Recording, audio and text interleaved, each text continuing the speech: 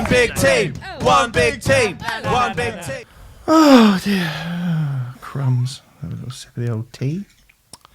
Hello, welcome to Riot. This is episode 55 of the Alternative Music Podcast with myself, my good self, my very own self, Mr. Stephen Hill, and my co-host of some note. Hello, what? Oh, no, that's a pause for dramatic effect. Of some note. Remfry Deadman. Hello, mate. Thank you. Wow. Thanks. I was very bemused by that introduction. You're not normally that nice to me, but it's fine. Thank you. I like it. I've had a good week, mate. Good. Why have you had such a good week? Well, I've been to my favourite festival. Bloodstock. Big Bloodstock review coming up later on in the show. Also, going to be talking. If you fucking knocked tea over my new... No, I actually haven't. Cough at you, but if you did, I'm just saying. Oh, yeah, you would lamp me. That's fine. Wouldn't be happy with that. That would ruin a great week. It doesn't take a lot to ruin your weeks, does it? Bloodstock, the big review, will be coming up later on. Also, we're going to be reviewing new albums from Bon Iver, Frank Turner, Sleater-Kinney, Killswitch Engage and Feeder. Together at last. Have you had Killswitch Engage and Feeder on tour together throughout I'd go to see that. August with a unicorn in Mordor. Maybe. I don't know. Love that band. Yeah. We want to say thanks to our friends at Musicism, who meant that you could see the pain in Remfry's eyes when he said that, who sorted us out with our YouTube channel and this equipment we're talking on now. Musicism.net, you know the drill. 50% off? Can we get 50% off? No. 25% off all courses to improve your skills with a Z. 90s retro. Very good. Thank you. For the budding singer, the budding guitarist, the budding producer. That's all over at musicism.net. Someone actually signed up and they tagged us in a thing saying, hey, we signed up for this. It's really good. Thank you. So, yeah. Do you know what? I'm glad you're enjoying it. There are some new... Riot in the capital, in capital letters. Riot in the capital. Riot in capital in the checkout. That's it. Put Riot in the capital. Oh, fuck's sake. Riot you got me in doing capitals in the checkout. Yeah. Very good. Courses. I started doing some off. of the... Sorry, go on. That's okay. I started doing some of the advanced guitar stuff. Turns out I'm not as good at guitar as I thought I was. Pathetic. You're still a better guitarist than I thought you were, though. Oh, that's very kind of you. Yeah.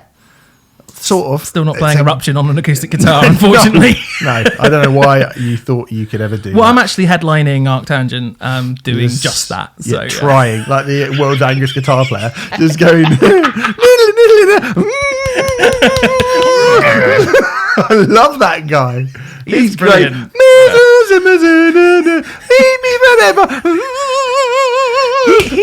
Hitting his own hand. He might be angrier than you. He's definitely angrier than me. He's definitely angrier than me. Yeah. He's on YouTube, the world's angriest guitar player. Go and have a little look at him. We are as well now. Thanks for watching it for the kind of the 20 people that subscribe to our YouTube channel. Thanks for that. Excuse me. When I checked, we were on 363. 363, it's all right. It's all right. We want to get to 1,000 though, so that would be nice. Tell your friends. Yeah, and you can look at... See, what we're also doing this with the vinyl, so we're going to put 3 different vinyl to sort of help reflect the show every week. Someone was really concerned about, even though this radio is just... Radio is not going to be on. Yeah, it's not on. Don't worry, whoever tweeted us. And we've got plenty of... It's nice and deep. This is a deep radiator, so it won't affect... You seem unsure that that's a deep radiator. I said it's quite obviously a deep radiator. It's fine. It's fine. Okay. Well, they're not going to fall off, mate. Don't worry. They're not going to fall off, no. And a good selection this week as well. So it's about 3 inches. So tune into if you listen to this, you should tune into the YouTube just to see the selection of vinyl we have in the background here. Yeah, that's worth right. doing. And then just click that subscribe button. That'd be nice. Yeah, and so we can buy more bloody vinyl, go to our Patreon page, patreon.com/RightAct podcast. We're going to start doing Writer's Review again soon. But as you know, it's the summer. It's fucking busy. I've hurt my shoulder. That's literally just happened. But that's no reason. If you want to see Steve hurt his shoulder, come on the YouTube channel. You're all right, Sunshine. Do you want to stop? Yeah, okay, I'm fine. Your shoulder's been hurting for a while. I mean, I don't know but if that you want to really go hurt. What just happened then? That really cracked. Okay. It was quite annoying. That's not good. But I'll tell you what is good news. This is good. Seamless. Slipknot look like at time of us recording, they're going to have a number. They're going to knock Ed Sheeran off the top of the charts for their first UK number one in 18 years. This is going to be really out of date if it emerges on the day that it comes out, when we will be told. Or is it Sunday when you find out? I can't remember. Is it Friday or Sunday? It's Friday these days. Okay, right. Well, this information might be wrong, and the people listening or watching this will know whether it's right or wrong. But it looks like they may well do. Yes, well, they're very, very confident that they're going to be. What I read today was like, yeah, it's kind of done and dusted. Okay. Because as far as I'm aware, physical sales, they're absolutely killing it in terms of our rival, mine and yours, Ed Sheeran. And our enemy. But I think it streams, because people stream Ed Sheeran, don't they? People don't buy his stuff; they stream it. They do. Yeah, they do. Silly people. Because they don't really like music. So just pretend you don't like music for a bit and stream the shit out of the new Slipknot record. I mean, stream it. I'm sure like a lot of people will be streaming it as well. It's really encouraging to see how well it's done as well. I actually feel like, reading all the other reviews and stuff since ours came out, and since the record came out, I feel like I've been one of the most. I mean, I wasn't negative about the record at all. The negative one. Yeah. I see what you did there. That was sick. Yeah. Just trying to think of more not puns. Go on, carry on. Yeah, you were one of the more dissenting voices. I felt like I was one of the most dissenting voices, even though my voice wasn't particularly dissenting. Yeah. Goodness me. Like people just love it. And it seems across the board, everyone's saying best record since Volume 3, which is awesome. So the maggots are surfacing. Oh, he's done it. He's actually done it. Here she comes. I really want to get the Heretic Anthem in there, but I can't think how to do it. Getting that in there, mate. Not a chance.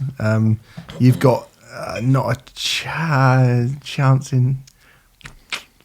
No, I can't do it. Anyway, but that is but that's really, really good. And even the guy in the NME doesn't know about music gave it a good review. Me and Remfry just having a big chat about me, the guy slagged off from the NME last week, and going, I shouldn't say that he doesn't know about metal. And straight away I go, he doesn't know about metal. Yeah. What a prick. Good. Okay, yeah. He probably does, to be fair. He's given Slipknot a good review. He probably does know about metal. He just doesn't know about people. So anyway, Slipknot could be and should be and probably will be number one, which is great news. Yeah, that'd be great. First time since Iowa. Yeah, 18 years. Remember that came out? Do you remember what that kept off the top of the charts? No. 3 albums, big albums released in 1 week, all very, very different. It was Iowa by Slipknot, which was the kind of that was not the favourite by any stretch of the imagination. No, I can't imagine it would have been. Is it the first Strokes album? Is This It? Is This It?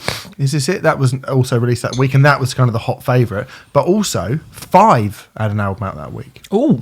And they'd had 2 number 1 albums prior to that, and they ended up coming in number 3. Everyone said, Slipknot will be number 3, and then the other 2 will kind of fight for number 1, and it'll probably be the Strokes because they're the big hype band. Slipknot are number 1. So there we go. Good days. Happy days. That was, wasn't it? Let's go back to 2001. Cool. So let's do some reviews straight away, and we'll get onto the Bloodstock review later on. But there are 5 very sizable albums out this week. And one of them is kind of a surprise release. I mean, this hasn't been released physically yet. No. And it sort of just dropped, didn't it? Well, before I did press, I fucking loved albums just dropping. And then as soon as it becomes like a job thing, we had this. So this is the Bon Iver record. Yeah, it's Bon Iver. It's I, I by Bon Iver. So it's the fourth. I. That's what it's called. I, I. Well, I, Is that how it's meant to be pronounced? We don't know. I. Oh, hello. He's done research. I, how it's meant to be. Lovely stuff. Well done. Thank you. The 4th studio album from Justin Vernon and his group of folk indie turned soul pop megastars, I guess you would say. The follow-up to 22 Million, which we featured on a Rioters review some months back. Go and find that if you want to find out our thoughts on that record. It was actually the reason, more or less, we started Rioters review. I believe it was Alistair McMillan. I apologise if I got that wrong. But he suggested it, and he wanted us to talk about Bon Iver 22 Million, and I think we just expanded it into a Writer's review. We did. And so, go and have a little listen to that. You can pause this now and go and find that if you're interested in that that chat.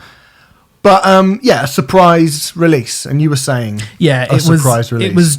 We had it down as coming out 30th of August, which is when the physicals are coming out, but it just got plunked up onto streaming services last Friday because you can do that now. He surprised everyone, and I think it's been an interesting. Obviously, there's been this big sort of race to get reviews up, which is often the case. And I think as a result, we have a very mixed bag of reviews. So there's quite a few reviews saying it's the best album he's done since his debut album, From a Forever Ago. Almost got that, but did quite well. And then The Guardian, for example, gave it 2 stars. I saw that. Now, I've not read The Guardian review yet, but that seemed to be quite a minor dissenting voice in what looks like being quite a lot of heady praise for this record. I would say overall it's positive, most definitely, but it is. I guess it's just broad. And it feels like. I mean.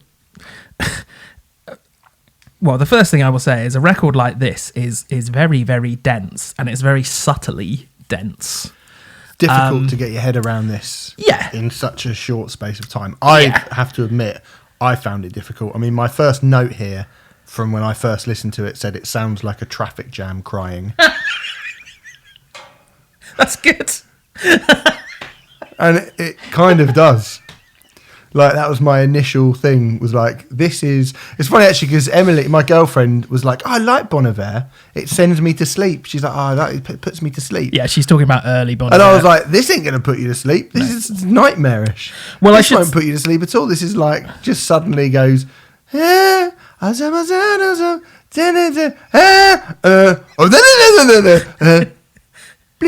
boom, bling, oh baby, I said, I'm like, you ain't falling asleep to that. That's fantastic. It's like falling asleep in a fucking heavy artillery machine factory. Like, what? You can sleep to that. If you can sleep to this album, you can sleep to anything. Well, as Bon Iver's career stands now, at the present moment, you can split it into 2 pretty easily. So I'd say the first 2 records are more kind of traditional folky. That probably isn't quite the best way to describe them, but certainly in comparison to the latter 2 records, which feel far more experimental and using modern production techniques in order to create this folk electronica hybrid where he's sort of recording songs, cutting them up, pasting them into different sections. It's kind of the approach that Radiohead used with Kid A and Amnesiac, actually. It's quite reminiscent of that way of doing things. I would assume anyway, I've never actually read it up or anything like that, but it certainly sounds like it's that kind of approach of like putting a collage of sounds together. So you'll get a horn section coming in here and then a gospel choir coming in there, and then, you know, your wonderful impression is that. yeah, well, you know, thank you. And I think my impression is a masterpiece in the same way as Kid A and Amnesiac are as well. I thought it was as good as the record. Very nice of you to say that. I mean, I would have to defer to you on the earlier Bon Iver material, but certainly 22 Million was a record that I found pretty frustrating, to be perfectly honest. I think we spoke about it on Riot's review, and it just felt like a lot of ideas and nothing was really kind of flushed out and fleshed out properly. Yes, I would agree. Definitely. Yeah, and I found that quite frustrating. I felt like there were points. I mean, I guess, like there's something cool about a band who can do a lot in a very, very short space of time, or an artist who can do a lot in a very, very short space of time. Which is definitely happening here, Which is I would definitely happening, certainly on 22 Million, that did happen. But do you not think it's happening here as well? I do think it's happening here, but I think, well, what I was going to get to is I think that those ideas are now taken to their logical conclusion a lot more. I agree. I mean, again, I don't want to keep going on about fucking talk all the time, but there's a touch of the spirit of Eden about this. I think there's a lot of talk in latter Bon Iver. Yeah. I don't think that's a bad comparison at all. And I do wonder I wonder if Justin Vernon. I mean, I would put money on him being inspired and influenced by certainly latter day Talk. I would have thought, yeah. That's there were passages on it that just were like out and out. I just thought this just sounds like the way it would just be a horn in the kind of distance almost, and very, very, very low electronic frequencies. Yeah. I was like, this is really, really like a kind of modern production version of Spirit of Eden. Like, it's not a million miles away. No, and not at all. I didn't really get that on the last one because I felt like everything had to happen within 90 seconds, 2 minutes, 2.5 minutes. Yeah. And I think there's a lot more room to breathe on this record. I agree. And I think it's a hell of a lot better for it.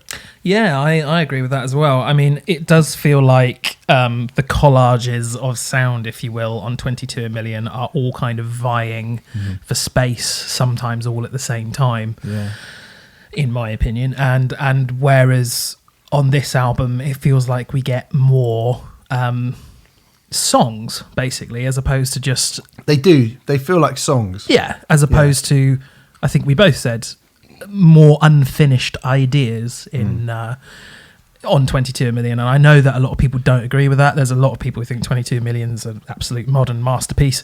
I think it's an incredibly interesting record, which is almost like a stepping stone to maybe this, or maybe whatever the fifth record is, or maybe Bon Iver will just change it up all over again and do something totally different. It should also be noted there are over 30 musicians on this record, and it's like not surprising, really. It's quite the... Yeah, there's a lot of... I feel like you can tell that... Yeah. The one thing I will say about this record, and that in regards to that as well, is sometimes... So we spoke about Kanye West last week, and, I ain't slagging that record off because I like it, but it doesn't feel to me like you can hear... when you see the production credits and it's like loads of people. Yes. And I'm always a little bit like... And, Chinese Democracy, you look at it and you go, there's like 500 people working on this record. Where are they? What were they doing? Like, I know there's a lot of shit on... I see it more with Chinese Democracy than I do with Kanye, if I'm honest. Right, okay. But I get what you're saying. Yeah. But, I mean, those songs are sparse, is what I'm saying. They're sparse and they feel like one dude with one thing. Chinese Democracy? No. The 808s and Heartbreaks. It's like...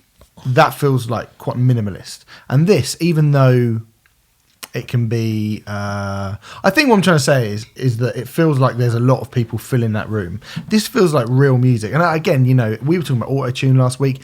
There was a disarmingly large amount of auto-tune I felt on 22 Million, which is not something that I particularly like. Yes. And it's sometimes off-putting on 22 Million. It's been stripped down on this, noticeably. I think there's still a couple of bits of those modern like bit that I don't care for that much. Either stripped down or certainly far better utilised, I would say, to the point anyone who listened to last week will know that I didn't enjoy the amount of auto-tune that's on 808s and Heartbreaks. Yeah. Heartbreak. But I mean, it really is all over that record. Whereas on this, it does feel like it's just used for, I don't know, texture. Yeah. I guess. And it like I think this feels like this could be... A lot of modern records don't feel in any way analog to me. Whereas this does feel it's actually quite a warm sounding. I think I actually tweeted some albums are headphone albums. When I listened to this in the car. When I first listened to it on a good stereo speakers in a car, but I got nothing from it the first listen to it when I was driving back from Bloodstock. But then, because I just seen the Scorpions.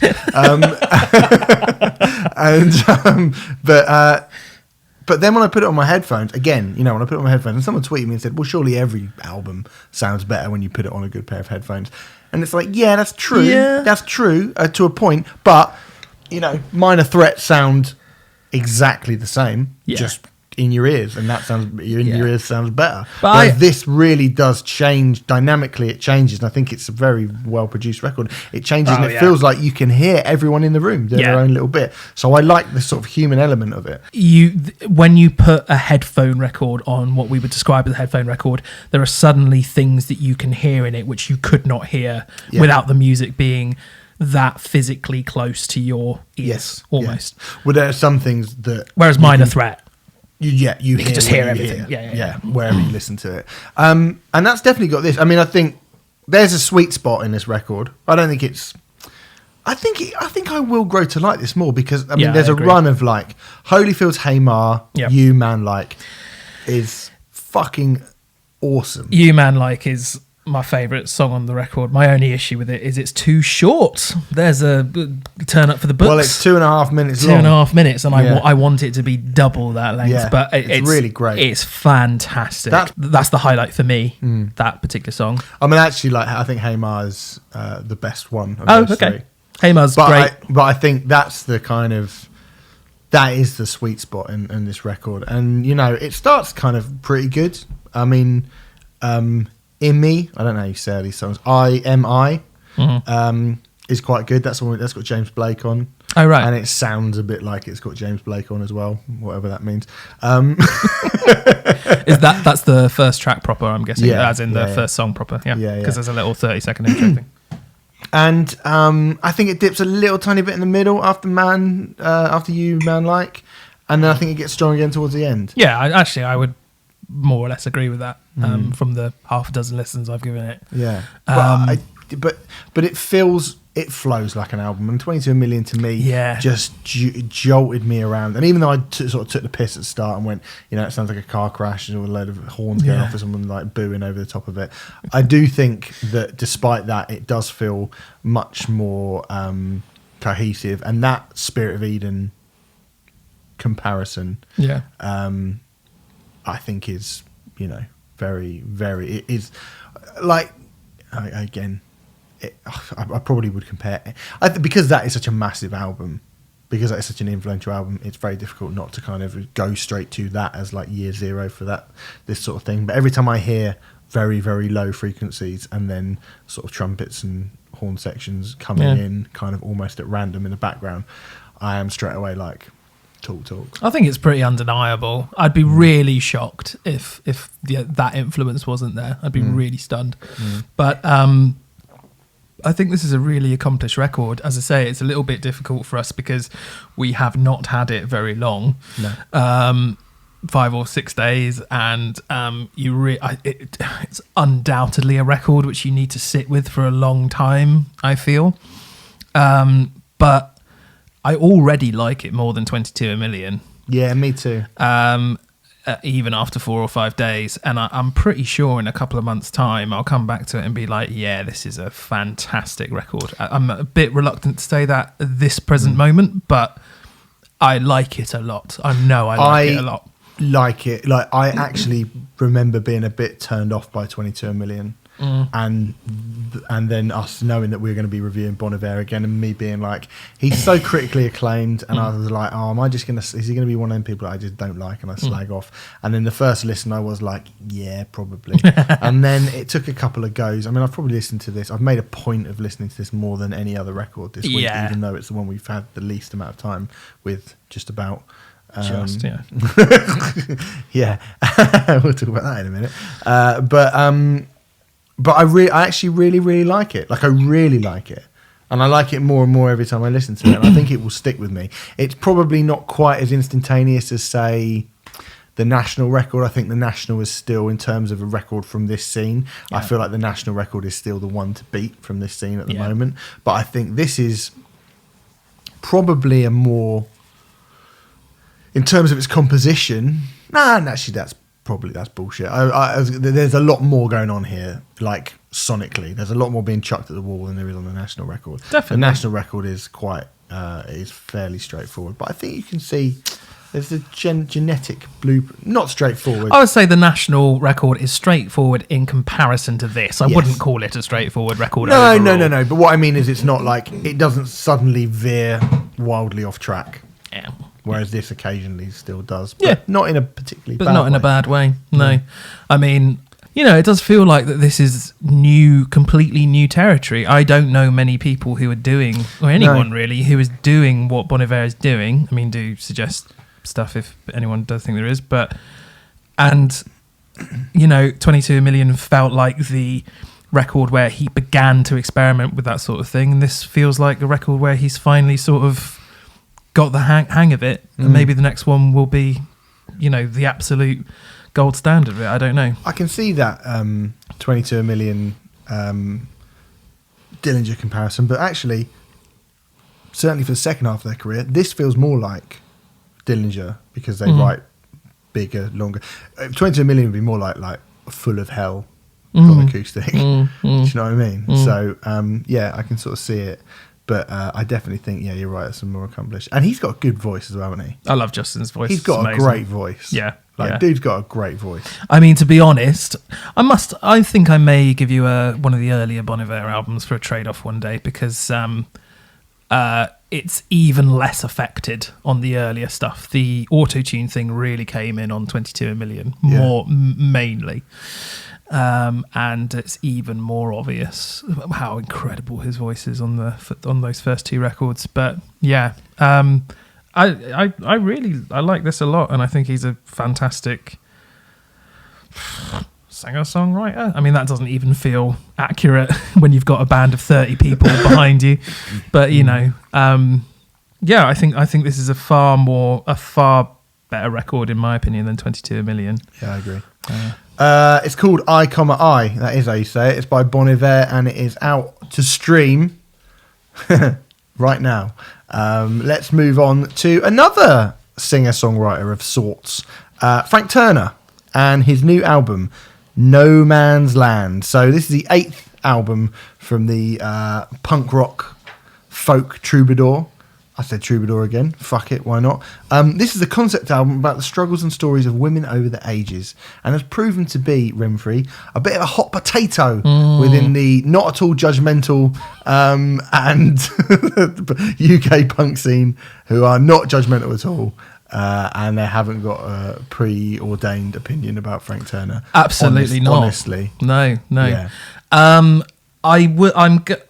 If you don't mind, I'm going to read. He produced a very good blog about it, which I'm not going to read in full because it is quite long. Yes, please don't. I am going to read about half of it because I do think it contextualizes it quite well, and will probably make points that we might have made anyway, but he's actually thought about them and just put them very cohesively, I believe. So this is from Frank Turner's website. He says, the record is first and foremost a piece of storytelling, a history record, if you will, a pretty traditional folk approach.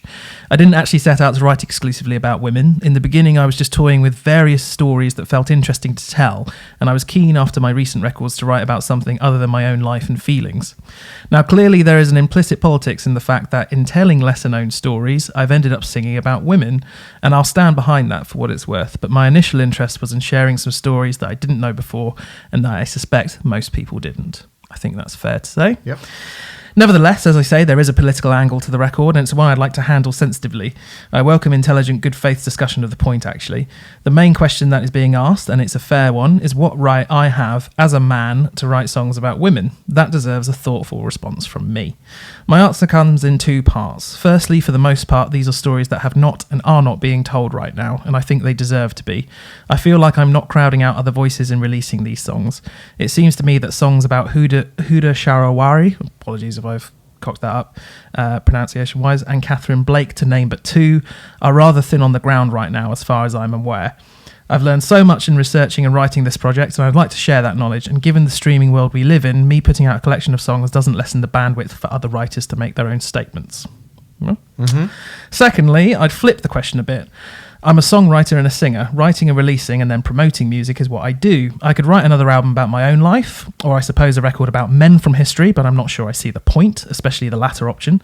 And it doesn't catch my creative interest right now. For better or worse, I have an audience who are interested in the music I make and who will listen to the next album I put out. Having a platform, why not use it for something more interesting or worthwhile? Last paragraph. I have not tried to present this record as an aggressively feminist statement. I have no issue with that word. In fact, I'm very much in favour of feminism and equality in general, but putting that first would seem overbearing to me. I'm not trying to lead a parade I have no right to lead. My approach is perhaps best summed up by the name of a group I do a lot of work with on tour, the Ally Coalition. It seems to me that my best contribution to all of this is to be just that, an ally, to use whatever platform I have to steer the conversation amongst my audience into better territory as best as I can.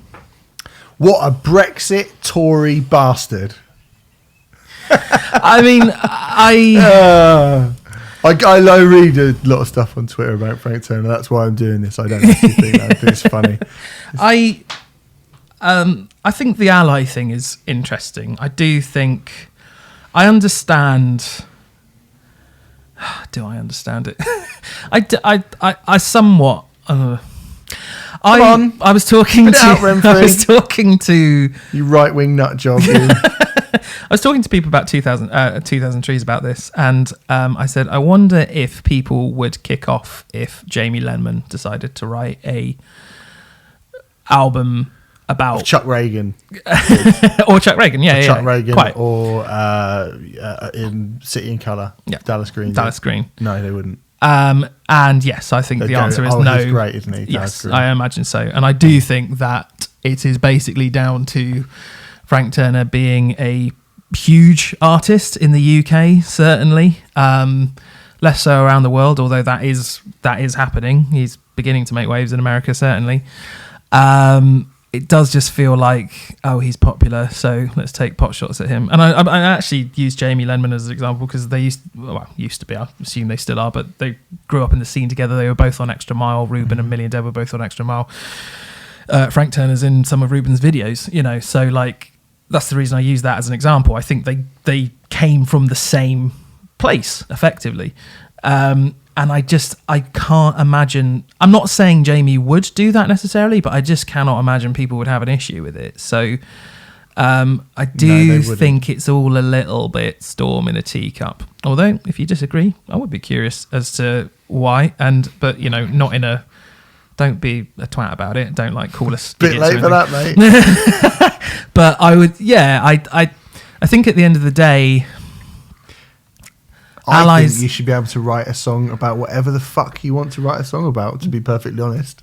And I think that is the end of it. Yeah. If you want to write a song about how brilliant Hitler was, you should be allowed to do that. I do think people fuck you if you don't like it, don't listen to it and don't buy it. Fuck off. I do think people have the right to do that. Yeah, that's what free speech is, and it's the double-edged sword of free speech that a lot of the time people might write about stuff that we don't want them to, but it's free speech. It is allowed, Yeah, it is allowed. You might not like it, and you might not want to give them a platform. And the other argument about whether or not you want them on your festival bill and blah blah blah blah blah is one thing. But if someone feels compelled to write a song about something for whatever reason, we as reviewers and journalists, my immediate natural reaction to that is not to go, no, you mustn't, is to try and understand where that comes from. Like, if we got given a Burzum album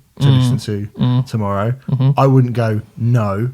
Yeah. I would go, okay, what's this actually about? Quite. Right? Yeah. And that's not my job to go, well, obviously I don't think Varg Vikernes seems like a nice guy, Remfry. I don't care how you might judge me on that. But at the end of the day, if he's writing music, it's kind of our job to go, right, well, what's he talking about? And if we listen to it and go, wow, he seems like a really morally reprehensible fuckface, then okay, cool. But to the idea that he's not allowed to release that, or he shouldn't do that, or you can't take a subject and sing about it, I just think is disastrously boring. I also think listening to the record a few times, and also listening to, we should also say there's a podcast that accompanies this album, and I have listened to every episode up to as we record this, I think 6 episodes have gone out.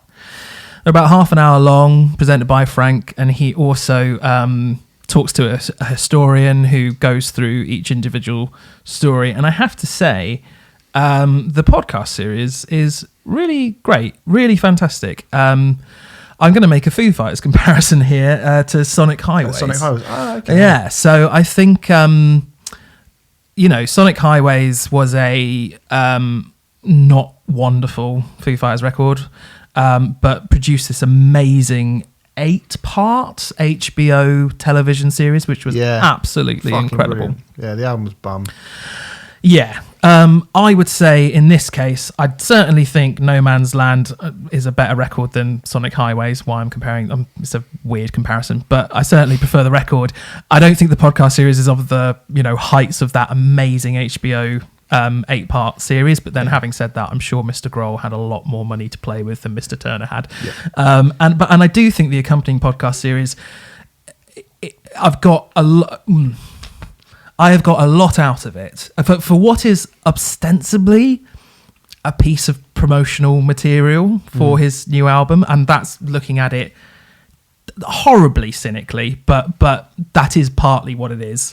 It's some of the best promotional material I've ever heard, because some of these stories are genuinely interesting, they're genuinely fascinating, and they definitely add to the songs after I've heard the story. Right, okay, yeah. I mean, I imagine they do. To be honest, I haven't listened to the podcast, and I've listened to the album a few times, and I'm not even a massive, I wouldn't even call myself a Frank Turner fan, to be honest.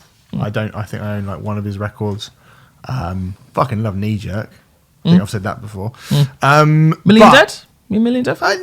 Not really, no. Never really got into them particularly. Love Million Dead. Yeah. I should probably go back and listen to them a bit more, because I know they are, feted by people. Yeah. But I have absolutely no problem with the concept. And actually, for me, the most interesting thing of this record is it's probably lyrically far more interesting to me than it is musically. I will say that. I think the stories and what you get out of it from actually sitting down and engaging with the songs and what they're about, I find that more rewarding than just them as songs, as a kind of a pop song. Because definitely, because I think this album doesn't do a lot for me musically. To kind of get into the record, it doesn't do a lot for me musically. Although I think there's some excellent songs in it. I think we need to start with Sister Rosetta, don't we? We have to. Yeah, go on. So Sister Rosetta is a pretty decent song about the massively influential Sister Rosetta Tharpe,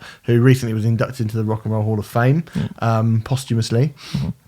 Influenced the likes of Little Richard and Elvis Presley and all the 50s rock and roll greats. Yeah. And my mum was a big fan of Sister Rosetta Tharpe. Oh, really? She played her a lot. Yeah, cool. She really liked her. She liked that stuff. But how can I put this? It sounds like Stacey's Mom by the Fountains of Wayne. It really sounds like Stacey's Mom by the Fountains of Wayne. And unfortunately, once I mean, it's performed with a much more. I prefer Sister Rosetta to I don't. I prefer Stacey's Mom. Yes, undeniably, the chords are Stacey's enormously. Mom is Sister Rosetta Tharpe.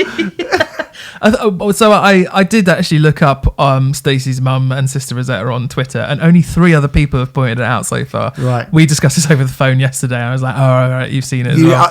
It was so amazing when it came on. Like, straight away, I just went, this is Stacey's mum. I noticed it. He performed it at 2000 Trees, and I noticed it then. I was like, huh? It's you. Honestly, even if you fucking hate Frank Turner, if you've got no interest in Frank Turner, you got to get down on this, because it's fucking unbelievable that he's written Stacey's Mum. I mean, look, to be fair, like, it happens all the time. People accidentally, like, they get songs or melodies in their head accidentally. We're not like being like, oh, Foundations of Wayne should take him to court or anything like that, But yeah, it happens, and maybe Frank's a big fan. I don't know. Of Stacey's mum. Who wouldn't be a fan of that? Who wouldn't be? It's a great song. It is uncanny. It's fucking hilarious. It's certainly ruined that song for me. In fact, I would even go as far as to say it's probably my least favourite song on the record, probably as a result of the association with Stacey's mum. I like it because it sounds like Stacey, and I sing Stacey's mum along to it. She's in the Rock and Roll Hall of Fame. Stacey's mum's gotta go. honestly, my God, you have to listen to this. Yeah, because it's one of the, I hope Spotify on that song suddenly zooms up by like 1 million people. That's Stacey's mum. But there are also good songs on this record. Hey, I'm not slagging that song off, by the way. For the record, I actually really like it. I just think I just sing Stacey's mum over the top. Yeah, I think there are. So this record is produced by Catherine Marks, and she won Producer of the Year last year with what is the damn awards called? Some production awards. But she's Producer of the Year. She has produced Modern Ruin by Frank Carr and the Rattlesnakes, and she also produced the last Manchester Orchestra record, which I we go should on say about actually quite that everybody on this record, apart from Frank, is female, right? is a woman. Yes, indeed. Yeah. Prick. What a bastard. What a prick. How dare he? Yes, this album is not with his usual band Sleeping Souls. They are all women who play on it, whether it be, and there's some really nice production stuff going on it. Like there's quite a few choirs and things like that. Yeah, there's some really cool stuff. Like there's some sonic loveliness on it. The Graveyard of the Outcast Dead is well good. If you like Pogues or even the Dropkick Murphys, but with a kind of almost Victorian gravedigger like glumness to it. That is one of my favourite songs. That's a on the great record. song. And I will also say it's probably thus far of the 6 podcasts that have been released, it's probably the most interesting podcast for my money as well. Right, okay. Very quickly, I'm going to go into what that song's about. I'm not going to do it with all of the songs, but I just want to give you an idea of the stories that are being told. So that song, The Graveyard of the Outcast Dead, is about the Winchester Geese. They were a group of women who worked in the brothels on the bank of the Thames. And these women were employed by the church, of all people. Already interesting. Specifically, the Bishop of Winchester, which is particularly interesting to Frank because he's from Winchester. And I went to uni at Winchester, so that's interesting to me as well. When these women died, they were buried in a mass grave for the outcast dead in Southwark, which is just a few miles from where we're recording this at the moment. And they were buried on unconsecrated ground, which was a big deal at the time. Basically, all graves were blessed and stuff. And despite the fact that these women were working for the church, I mean, the church were effectively pimping them out, which sounds bizarre, but that's what was happening. But they wouldn't consecrate the ground because it was considered an unclean profession. And as a result, the grounds were closed, the women were forgotten about, and the ground where they lay has been built on over years and years, and the bones and skeletons of hundreds of women were rediscovered, and the site has been turned into a memorial garden, which is now... feeling it turns like Weatherspoons. No. Well, I think they were building on it for a bit, you know. Yeah. It's been turned into a memorial garden called Crossbones. Right. It's Crossbones Graveyard. And, you know, these are really genuinely interesting stories. And it's obvious from the podcast. I mean, Frank Turner is a self-confessed history nerd. It's really obvious from the podcast that he really is interested and enthusiastic about this kind of stuff. And I think he writes about that really beautifully. I mean, he writes from the perspective of one of these women on that song. But it says, they buried my body on Christmas in the ground by the South River bank. Worked to my death for my very last breath. I'd the Winchester bishops to thank. Now the church held the keys to the brothel, lit the window with the burning red light. While I teased the funds from the pockets of John's, the bishop got rich in the night. You know, and like... You're banned from reading for the rest of this podcast. Right, okay, fine. Because you start thinking that you're fucking Wordsworth or something. Yeah, you do start rolling your arms and flicking your arms around. I love it. I don't want to see that. I'm getting all Jack and Ori on your ass. You are. You're not Rick Mail. Come on. Who do you think you are? The Lioness sounds like Against Me. It's really good, and I love she isn't going to hide her face, know her place anymore. The Lioness is brilliant. Yeah, really, really rocking, like the most rocking song by far. And stuff like I mean, I obviously I don't know the stories, but a lot of them, like what's the one, the Hymn of Cassiani. Yeah, it's like a really illuminating about this woman who rejected the king, and even though I don't know specifically or precisely what that is about, just the way that story's told, I think, is really cool. So I think there is a lot that is good on this record. It's a woman from Constantinople in the... All right, won't go into it. The podcast. Why are you doing Frank Turner's podcast for him? All right. It's very good. It's an interesting story. He's not going to review the bloody Feeder album on it halfway through his. I hope he does. Can you imagine? All right, guys. Go on, imagine the punk rock. Imagine the punk rock, UK punk rock Twitter. Elite Turner. Frank Turner side reviewing that. He's basically up Boris Johnson's ass because he likes Feeder. What are you on about? What are you on about? Frank, if you'd like to review this review, you're more than welcome to. That's absolutely fine. Something I would say about this album, I think it's, and this is going to be an unusual phrase that I use here, but I think it's bottom heavy. In that record that is top heavy, all the good songs are at the front, and I think this record gets brilliant towards the end. Stacey's mum's track too. No, that's a good point. I think like the last few songs, there's like Rescue Annie is absolutely amazing. A Perfect Wife is towards the end, I think. Eye of the Day. A lot of the really good songs are kind of, track 10, 11, 12. Yeah. The 3 I mentioned as being the best ones, I think, 8, 9 and 10. Yeah, there you go. I'm sorry, 9, 10 and 11 even better. There we go. Out of 13. And Rosemary Jane, the last track is really Rosemary Jane's brilliant. Really, really good song. And I agree with that. Yeah, which is quite unusual for most records. I do, if I'm being super, super picky, I do think the record's a bit long. It's just under 50 minutes long, 13 songs. I feel, but whilst I do think it's bottom heavy, as I'm going to continue to use that expression, I think it's, overall this album has stuck with me a lot more than his previous 2 albums, Positive Songs for Positive People and Positive Songs for Negative People and Be More Kind. And I am a bigger Frank fan than you, certainly. I certainly listened to all his albums. And those 2, for whatever reason, just didn't really stick with me, whereas this one has done. I think the podcast... It's really good. I think the podcast accompanying it has really helped, because I listened to it a couple of times without having heard the podcast. And then when I heard the podcast, it just made me want to go back and listen to those songs again. But I think, I really encourage more of this kind of stuff. I think it's really cool when you have almost like further reading, which you can do with a record, and you can dive even deeper into it if you want. And it's making me appreciate the record more. And there's another 6-7 episodes to come.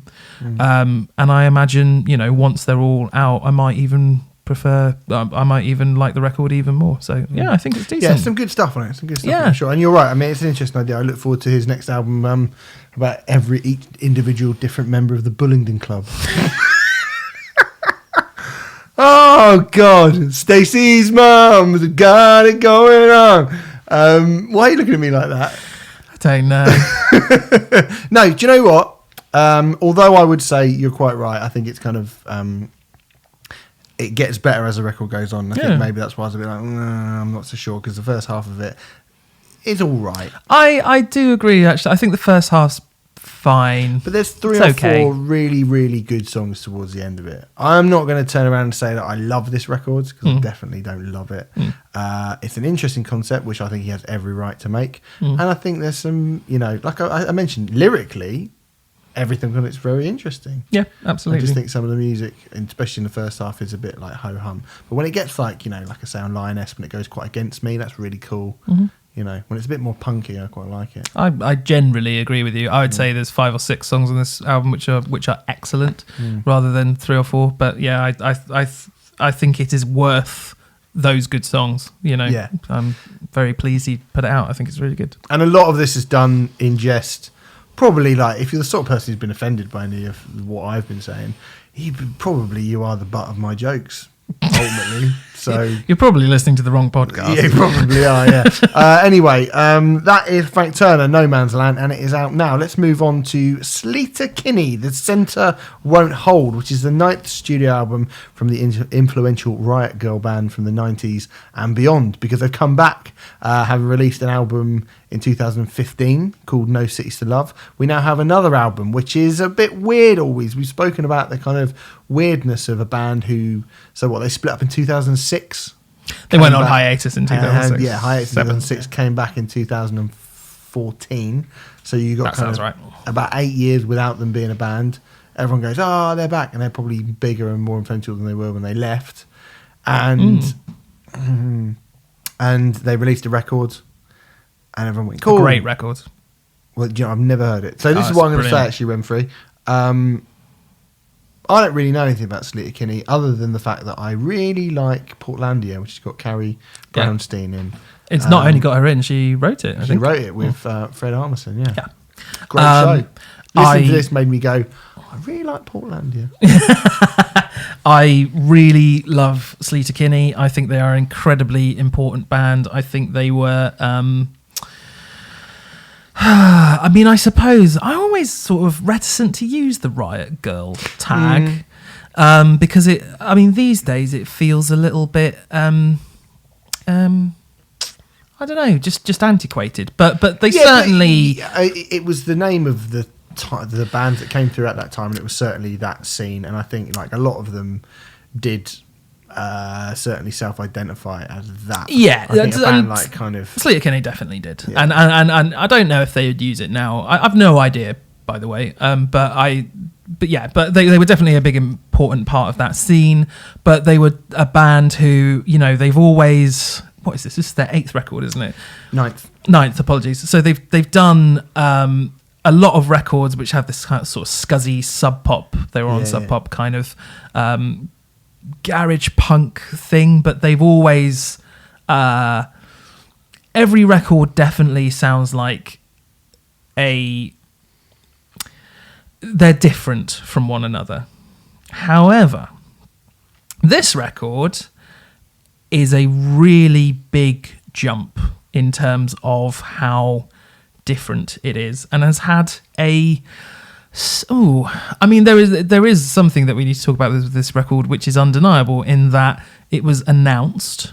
It was undeniably announced. You cannot argue. I know a lot of people have been saying that it hasn't been announced, but it was definitely announced. You're in a funny mood today, haven't you? And shortly after it was announced, their drummer of 24 years, I believe, maybe 25, Janet Weiss, not to be mixed up with Susan Sarandon's character from the Rocky Horror Picture Show of the same name. Oh, I'm so glad you said that because I couldn't picture. It's not her. Right, okay. Yeah. Janet Weiss, not the Rocky Horror Picture Show character, left the band on Monday the 1st of July. That's when it was announced. Which is an odd move 6 weeks before your new album is due to come out. It's that second album of your comeback as well, which is always the one. Her press statement said, I'm going to do more reading. Tough shit, mate. God. What are you going to do? There we go. After intense deliberation and heavy sadness, I've decided to leave Sleater-Kinney. The band is heading in a new direction and it is time for me to move on. And the band undoubtedly are heading in a new direction. This record is produced with St. Vincent. It is, yeah. AKA Annie Clark. Formerly of the Polyphonic Spree. Oh, I didn't know that. Just who hasn't been in the Polyphonic Spree, let's face it. Also, she's done backing vocals for Swans as well. No way. Mm-hmm. Oh, wow. I didn't know that. No, I didn't know that. I certainly think you can hear the St. Vincent vibe on this. As someone who doesn't know, you obviously had an idea of what Sleater-Kinney I've seen them. I saw them at Reading in 1998. Okay, so I am guessing when I was in my new metal phase, so it didn't really do anything for you. But I do remember being like, they sound like kind of a slightly less aggressive Babes in Toyland or L7 but more indie. That's what I remember thinking. Mm-hmm. Yeah, that's not totally unfair. I think they're better than both of those bands, I have to say. But I'm assuming when you pressed play on this, it was not what you were expecting. Not what I was expecting, no. At all. No. What is this record? It's really hard to say. Well, it sounds a bit like the Yeah Yeah Yeahs crossed with Shakespeare's Sister. Bill's sister, or is Shakespeare's Sister a band? I've never heard Shakespeare's Sister. I've remember Shakespeare's Sister. We've got Stacey's mum. We've got Shakespeare's Sister. You must remember Shakespeare's Sister. I don't from know. the 90s. Oh, the 90s. Stay with me. You better hope and pray. That was a hard number one for like 3 weeks. A hard number one. A hard number one. Number one with a hard whatever. Remember, your history, like a no good for me. That's Shakespeare's sister. They're like a duo. One of them used to be in Bananarama. All right. So they're kind of like, they were like a kind of weird gothy, late 80s, early 90s pop band. Okay. That crossed with the Yes. Because it's still got a lot of like pop influence. Well, I say still. It's got a lot of pop influences on this. Yeah, definitely. But it's still got that, modern indie alternative thing going on. I think this record at times sounds very sort of vaudevillian. Doo-wop. Doo-woppy. Yeah. I think at times it almost sounds like Panic at the Disco meets Nine Inch Nails via, I don't know, Susie and the Banshees. But not as good as any of those things. It's better than Panic at the Disco. No, it isn't. Oh. No, it isn't. Oh. It's not as good as Panic at the Disco. Come on, Steve. Go on. Tell me what you think. I think it's all right. Mm-hmm. It's a bit like that Black Keys record where it's like, yeah, people do this and sometimes it's quite good. Okay. When we've got a world with like Yeah albums and LCD Sound System albums in, I don't really feel like I need this at all, really. I think there are some good things in it. There's some proper doo-wop on Can I Go On, which I think was quite a cool little thing. The little synth riff on Love is great. Yeah. As well. I like the Peter Hook bass line in The Future Is Here, but I thought the rest of the song was quite dull. I thought The Dog the Body has got a really cool chorus. I like it's a really cool chorus. Yeah. And Bad Dance, surely they know that's like, my God, if we think fucking Stacey's mum from the last one, that's Toxic by Britney Spears. That is Toxic by Britney Spears. All right. It is, isn't it? 100%. They must know. I'm not as with you on that. But yeah, okay, sure. Bullshit. You just don't want to admit that this band you like sound like Britney Spears. I love this band so much. And that song sounds like Britney Spears. Well, actually, I think that's a good song. I think Toxic's a really good song. It is a good song. I'm not saying it's not a good song. Yeah. I'm not the elitist who's like scared to admit that it sounds like Britney Spears. No, I like Toxic. I don't like Britney Spears, but I like Toxic. Yeah. Oh, that's a shame. I had a lot of fears about this record because as a Sleater-Kinney fan, Janet Weiss leaving, and it was really obvious. It was so obvious from the singles that the sound was changing. I don't think the songs individually outside of the record work anywhere near as well as they do on the album as a whole. Yeah. Even though this is by far the most diverse and dynamic Sleater-Kinney record by a mile, and it's very, very different. I feel like, and this might seem like a strange comparison to you not having heard the previous records, but in a sense, this to me is like Fugazi's The Argument, in that they are still undoubtedly Sleater-Kinney, but their attack is kind of used in a more subtle way. You know how The Argument is so much broader and so much more dynamic than their other records? I believe it's your favourite Fugazi record. It's certainly mine. I am not saying this is my favourite Sleater-Kinney album because it isn't. But I think the approach to it is similar to the approach to The Argument by Fugazi. And it took me a little while. I played this record a lot over the past few days, and I think I like it. This is another one which we have not had for very long, I should say, and it feels like you need it for a little while. But I think I keep hearing new stuff every time I go back to it. Sometimes it's a little too twee pop for me, but only Are you fleetingly. talking about the last song? I think the last song's beautiful. I think Really? it's amazing, yeah. I think it's wank. Really? I hate it. Yeah, it sounds like fucking Whitney Houston. It sounds like something that should be at the end of a romantic comedy. I mean, it definitely won't be. It's No. very political. That's like it's. But it sounds like the Bodyguard. Ugh, Not in a romantic comedy, like the end of the Notebook or something. crikey. Okay. Oh, wow. Okay. Well, I think no. it's really, really crap, that song. Oh, wow. Okay. I don't agree. Slushy, really fucking slushy and horrible. Okay. But then, the first song on the record, which is the title track, begins with this weird industrial sort of Nine Inch Nails light type thing before exploding in a wall of fuzz. I mean, Sleater-Kinney have been sonically heavier than they are on this record, but this still feels like a heavy album to me because there's lots of... It's a heavy pop record, I guess. It's a heavy pop record. Yeah. Yeah. And it's not... Some of it's good and some of it's not good. That's how I feel about it. Some of it's good in bits. There are like little bits that you could pull out from songs that I go, that's wicked. Like I say, that particular... A bass line here, a synth part there, a riff there, a vocal harmony or a melody or a hook or something here and there. Really, really good in sort of isolation, but nothing that ever really gets me particularly excited in full. Deary me. And some of the songs on it, like, wow. No, none of the songs on it, I think, nothing that sucks apart from that last song, which I think really, really sucks. I do disagree. I really like this record, but with kind of reservations in terms of I really feel like we needed it for longer to be able to properly establish how much I like it. It's not my favourite Sleater-Kinney record, but I do think it's a really interesting left turn in their career and will be seen as such.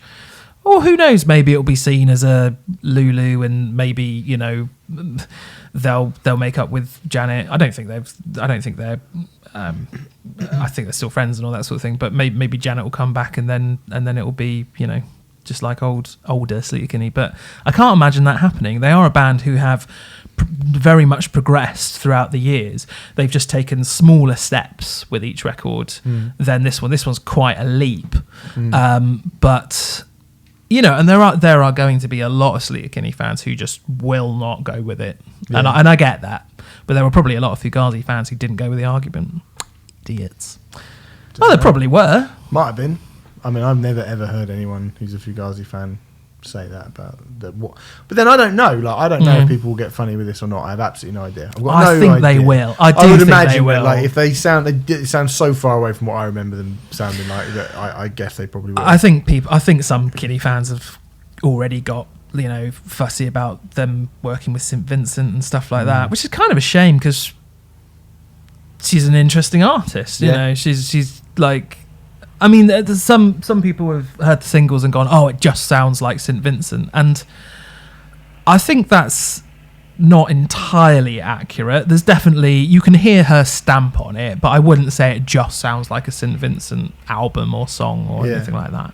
But so you won't return to this at all? You're not keen on it in the slightest? I don't think so, to be honest, mate, no. Shame. No, sorry. Okay. But I wouldn't mind listening to some of their old albums. I've been meaning to do that, so I should do that. Well, I'll give you one on a trade-off then. All right, cool. All right, well, anyway, Sleater-Kinney, The Centre Won't Hold, is out now. Let's move on to our next record. It is called Atonement. It is by the band Killswitch Engage. Killswitch Engage? This particular Engage. Whatever that means. The 8th album from the Kings of Metalcore.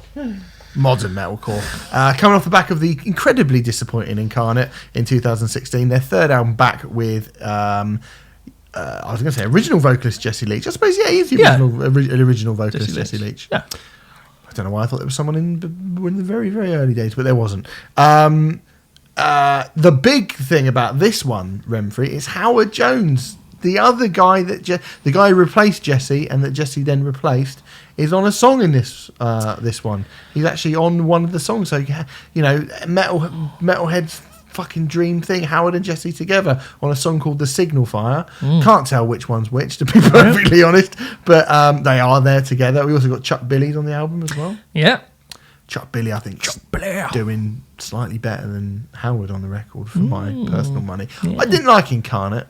Didn't like Incarnate, and like, just for the record straight away, let's just throw our cards on the table. This is much better than Incarnate, but it's not as good as Disarm the Descent, which was Jesse's comeback record. And I think end of review basically. Like Killswitch Engage sound like Killswitch Engage. It's just about whether or not they write good songs in the process. And there are some good songs in this record. There are some not so good songs on this record. Mm-hmm. It is a fine Killswitch Engage record. I do actually, yes, I actually agree with that assessment. Now, we should bear in mind, long-term listeners of this podcast will know that I have no love for this band at all. And as you say, it's basically just another Killswitch Engage album, so it's not going to change my mind, and it hasn't. But in It's weird that terms, you don't like. I still find that weird that you don't like the great, like fucking End of Heartache. I mean, to be honest with you, when I say don't like, really what I mean is everyone around me considers Killswitch one of the greatest metal bands of the 21st century, and I'm there kind of going, all right. And I think the End of Heartache, it's all right. I think Alive or Just Breathing, it's all right. There are bangers on it, but Quite a lot of bangers on those two records put together. It's a bloody hotel breakfast buffet full of bangers. I mean, we discussed the metalcore a lot on this podcast. I'm not going to go back into it. Blah blah blah.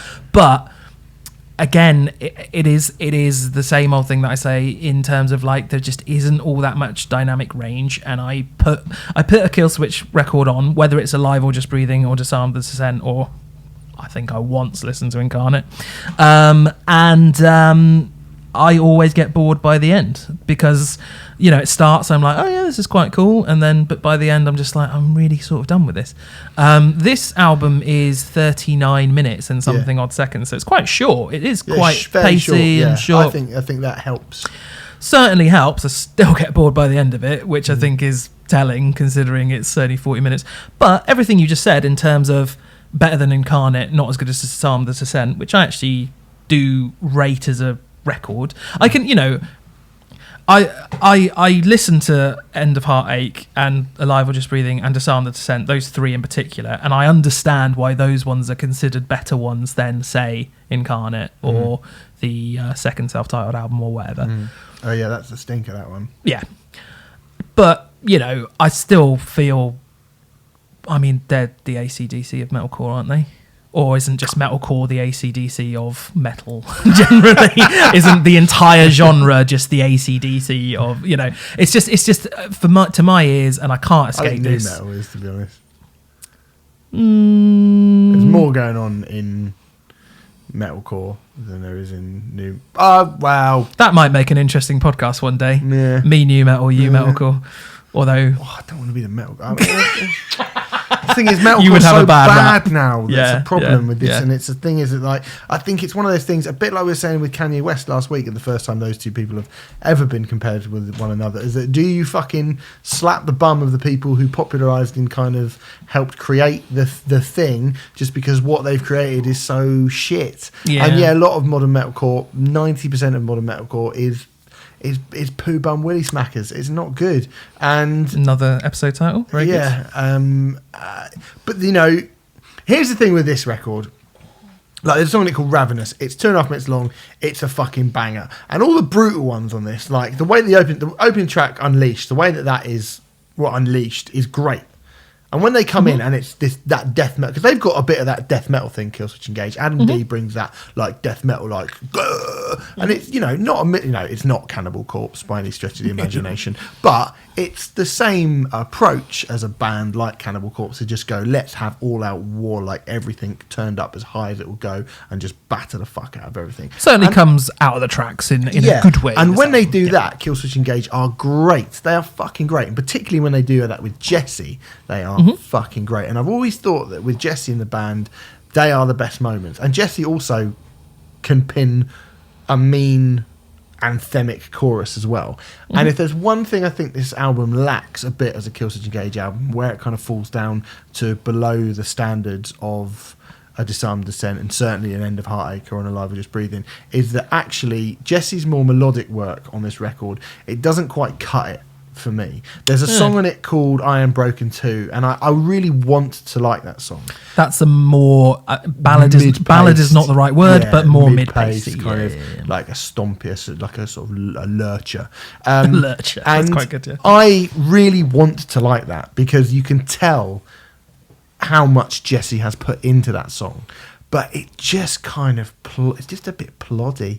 And so I kind of find myself going, go fast. You know what I mean? This record, it almost literally, I'm being ever so slightly facetious here, but it's like fast song, ploddy song, fast song, ploddy song, fast song, ploddy song, fast song, ploddy song. And it's very formulaic.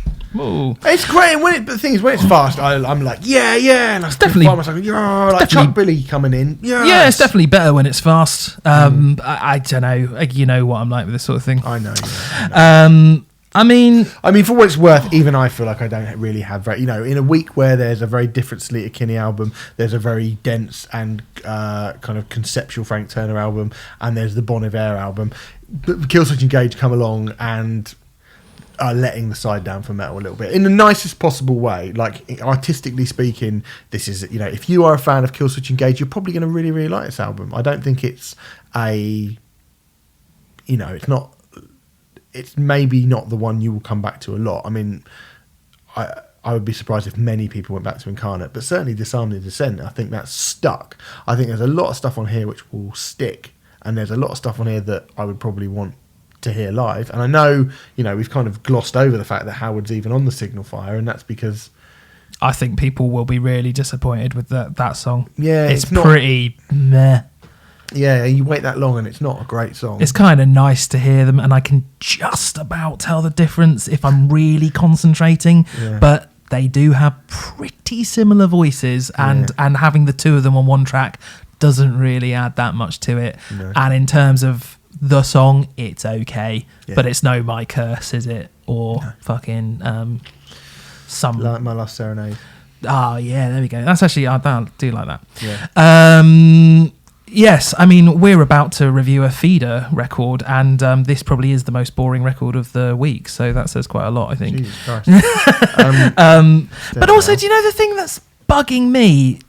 This will get good reviews, because Killswitch records always do. They always get, 8 out of 10s or 4 out of 5s, and everyone's always just like, oh yeah, it's a bit of a return to form. It's every fucking time. And, and I can prove this because I went on Metacritic, and the score for Disarm the Descent is 79, and the score for Incarnate is 78. And it's like, well, those albums are, even I can tell, and this is a band that to me, the majority of their stuff all sounds the same, but even I can tell that the quality between Disarm the Descent and Incarnate is totally, it's broad. And I've not seen other reviews of this record yet, but I bet you everyone's just going to be like, oh yeah, it's a really nice Killswitch Engage record, and then just forget about it. I bet it doesn't get a great review in Metal Hammer. Oh, are you doing it? No. Oh, right. I just think it might not. Really? Yeah. I think Incarnate did, didn't it? Yeah, I don't remember, to be honest. I think it did, actually, yeah. But I think, I don't know who's reviewing it, to be honest, so we shall see. We'll see. I don't know why I said that. It might be I was just sort of sticking up for Metal Hammer. I wasn't specifically. I wasn't specifically saying Hammer. I mean, they are one of the magazines who I imagine will say nice things about it. But the reason that it gets good reviews is because the sort of people who like this sort of thing, and Killswitch Engage have done not everyone wants to be challenged too much. I guess so, but I suppose in an economy where all music costs the same, i.e. free, my mind cannot work out why you would choose to listen to this when Tool exists. But that's pretty different. You're not going to fucking bang your head to Tool. I do. All right, well, fine. No one wants to hear that. Anyway, listen, Atonement is out now. It's by Killswitch Engage. Let us know what you think about it. I mean, it's absolutely perfectly. It's workmanlike. It's fine. I would say it's perfectly fine. Yeah. But if you want metal to be perfectly fine, I think you're listening to the wrong genre. shots fired.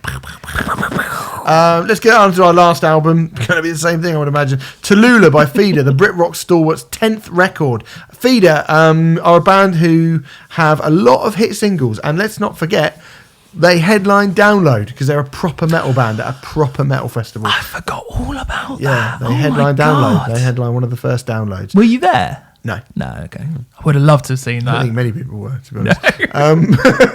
But yeah, you forget that now. Feeder were a big fucking deal for a while. They're not as big a deal as they used to be, but they still do have a beautifully shiny, brilliant back catalogue of excellent singles. Absolutely. But here's the but. Uh-oh. Are Feeder a good album band? I'm going to just say straight away, no, they're not. Feeder have one good album, and it's their first album. I disagree. Okay, I disagree. What is a good Feeder album? Yesterday Went Too Soon. It's fucking banging, mate. Is it? Yes. No. Renegades is fucking great. Renegades has got some really good songs on it, and it's certainly the best Feeder album for some time. There's around 12 songs on it, and I would say around 12 of them are great. So I'd say that's a good album. I'd say it's a great album. You think all 12 songs are good on that album? Don't quote me on that. Well, I think you've been quoted on that. Been I like the one that goes, if you want to hear this song, if you want to hear it, if you want to hear this song, you just dun call out all night. That's good, that one, isn't it? Nice, very good. Yeah. What else will I stick up for? You can't. It's harder. It's harder because they don't really have consistently great records. And I'm not like mugging Feeder off because, like I say, they write brilliant songs. Comfort in Sound, maybe?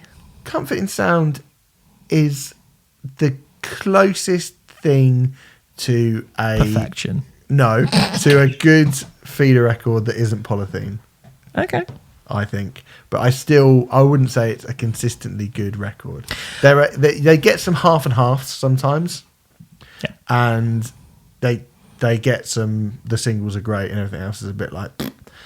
But when they get it right, they are fucking great, Feeder. They are really, really great. I totally agree. I think Feeder are kind of somewhat maligned by a lot of people who boring. For being boring. I mean, there was so much of that. And I remember, like, every single time Kerrang would write about them, they'd be like, oh, they write great songs, but they're just so boring. Yeah. And then I don't know how much I'm going to go into this or not, but, like, there was quite a horrible thing that happened with Feeder because then as soon as their drummer committed suicide, John Lee, suddenly the press was super, super interested. And that's when they became really big. And it was the Comfort in Sound tour, which was the album which was in response to that. That's when they became an arena band, which, I mean, I don't mawkish. know. It is sort of mawkish. Yeah. And, I think Feeder... I love Feeder. And so this is coming from a place of love and not a place of hatred. I'm not sure if they should have ever quite been an arena act, maybe. But I think they are... Well, hey, man, listen. It's a similar thing, in my opinion, to Oasis and the Foo Fighters and their stadium acts. Yeah, true. I mean, it's a similar thing to Architects, maybe. But... What are you fucking on about? But I feel like certainly for the last few years, Feeder have their fan base. It's pretty... Sorry, hold on. Okay, yeah. Architects are a singles band. No. In terms of a tragedy has taken them to where they are. Right, okay. No, I don't like that, man. In an episode where I have gone out of my way to be offensive, that's the most offensive thing of this entire episode. Continue. It's a... No, I don't want... Let's not dwell on it anymore, Remfry. You said it now. No, it's a mawkish... It's not... It's a cynical thing to say, but I think there's a lot of truth in it. And I think... Feeder sort of got to that stage and then they went down to sort of Brixton Academy sort of size or Roundhouse sort of size, which is probably where they are now, where they should be, to be honest. But I think they're... I actually really, really like Feeder. I think they're a great band. I do. And to be fair, it's another Feeder album. Like, again, a bit like Killswitch Engage. They do the thing they do very well. I mean, opener Youth is the most 90s thing I've heard since, Feeder in the 90s, to be honest.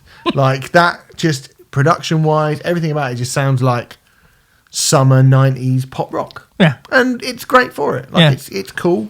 When Grant Nicholas is just brilliant at writing pop rock songs. He is, I think Grant Nicholas, he rarely stretches further than... he rarely stretches beyond his limits, if ever. But he knows what he's good at. And to be this... Because one thing I'll say about Feeder, I think they've always been consistent. Yes, they have, yeah. There's always like a few great songs every time they put them out, like I said, singles, or like there'll be a couple of deep album tracks, and there'll be something. That's a really fucking good, just a good song. Yeah, definitely. And it's it's not an easy thing to do. Yeah, no, definitely not. No, I think this is. I think Feeder do good albums, and I think they do very good albums. And I think this is a good album. Yes. I think there's a song called Daily Habit, which is really good. It kind of starts like 7 Days in the Sun, which is obviously one of their big hits, but then it kind of morphs into something else. But Grant Nicholas actually has got a really kind of a cool, like lazy, lackadaisical hand, the way he kind of strums is and that kind of like you said I said the most offensive thing on this podcast. Well, he's got a lazy hand. Lackadaisical hand. Yeah, but do you know what I mean? Like Billy Corgan's I know got what it as you well. mean, Billy Corgan's got it. The way he kind of just... That's interesting you brought up Smashing Pumpkins, because this is another thing. They used to be obsessively... Kerrang were constantly saying they're the UK's answers to Smashing Pumpkins. For one album they were. Now, as I said, I love Feeder, but that's a bit much. Maybe Gish era Smashing Pumpkins I can see, but then they've never gone to Melancholy. Oh, no. And I think those comparisons went out the window quite after quickly. one EP and one album. Maybe. I'm sure. Like, when Yesterday Came Too Soon, people were like, "Oh, okay," because there was a lot of stuff like when you listen to like Descent or Tangerine on Polythene, and you can hear the kind of the Siamese Dream, that wailing guitar and stuff. And Grant Nicholas is production wise has got rid of all that, but he's still got that way of playing the guitar where it's all a bit rough and ready, and I think it's really, really cool. Yeah. What I will say is this album I like Feeder when they're sort of fizzy and full of zip. I certainly prefer them when they're fizzy and full of zip. And I think towards the end, it gets a bit more indie, because they started getting compared and put in with the Coldplays and the Razor Lights of this world in the mid-noughties. And there's a touch of that towards the middle to latter part of this record. Now, you said to me on the phone the other day that it was the last 3 or 4 songs. Yeah. I don't know if I agree with that. I do agree that it ends on a bit of a bum note, this record. Yeah. I will absolutely agree and admit that. I can't remember the name of the song now, but it's just Lonely Hollow Days it's called. Yeah. It's just a bit wet. Yeah. But Kyoto is the 9th song or 10th song. The 9th song. Yeah. And that's probably the heaviest. I mean, this isn't Cannibal Corpse, but it's probably the heaviest song on the record. Yeah, that's the exception to the rule, I would say. I would say from kind of the title track downwards, it sort of is a bit ho-hum, I think. But Kyoto, is probably... You see, Guillotine is my favourite song on the record. Is it? Which is after Tallulah, the title track. It's track 8. I just really like it. Yeah. Can't tell you why. I mean, it sounds like Feeder. Maybe I just got bored. Maybe I just thought, Feeder. Okay, you sound like Feeder. That's what I suspect, to be honest, because it's 45 minutes. It's kind of after half an hour, you've heard most of it. But The Guardian gave it 2 stars, by the way, which is the same as they gave the Bon Iver album. So they're sort of the same. But that's the thing. It's not a 2-star record, is it? I mean. I don't think it is. It's a 2.5. No, it's a well-made pop rock record. It's nothing new or exciting particularly, but it's well done. I mean, the Foo Fighters haven't been as consistent as Feeder have. No. They just haven't. I think Foo Fighters have released better records than Feeder have personally. I'm not sure how you would feel about that, but well, I don't know, to be honest. They're just both. They were good singles. Fine. But I think Feeder, I don't think it's as easy to be this consistent over 10 records, and God, how long have Feeder been going? 94, 95, I'd imagine they formed. They have they consistently write really good songs, and as you say, there are always a handful of great songs on every Feeder record. Even the bad mid-noughties period, they did that song "Pushing the Senses," which was a bit Coldplay. But even really Coldplay then, didn't they? They did, but even that song has a couple of brilliant. The first song on that record is fucking great. So I can't remember the name of it.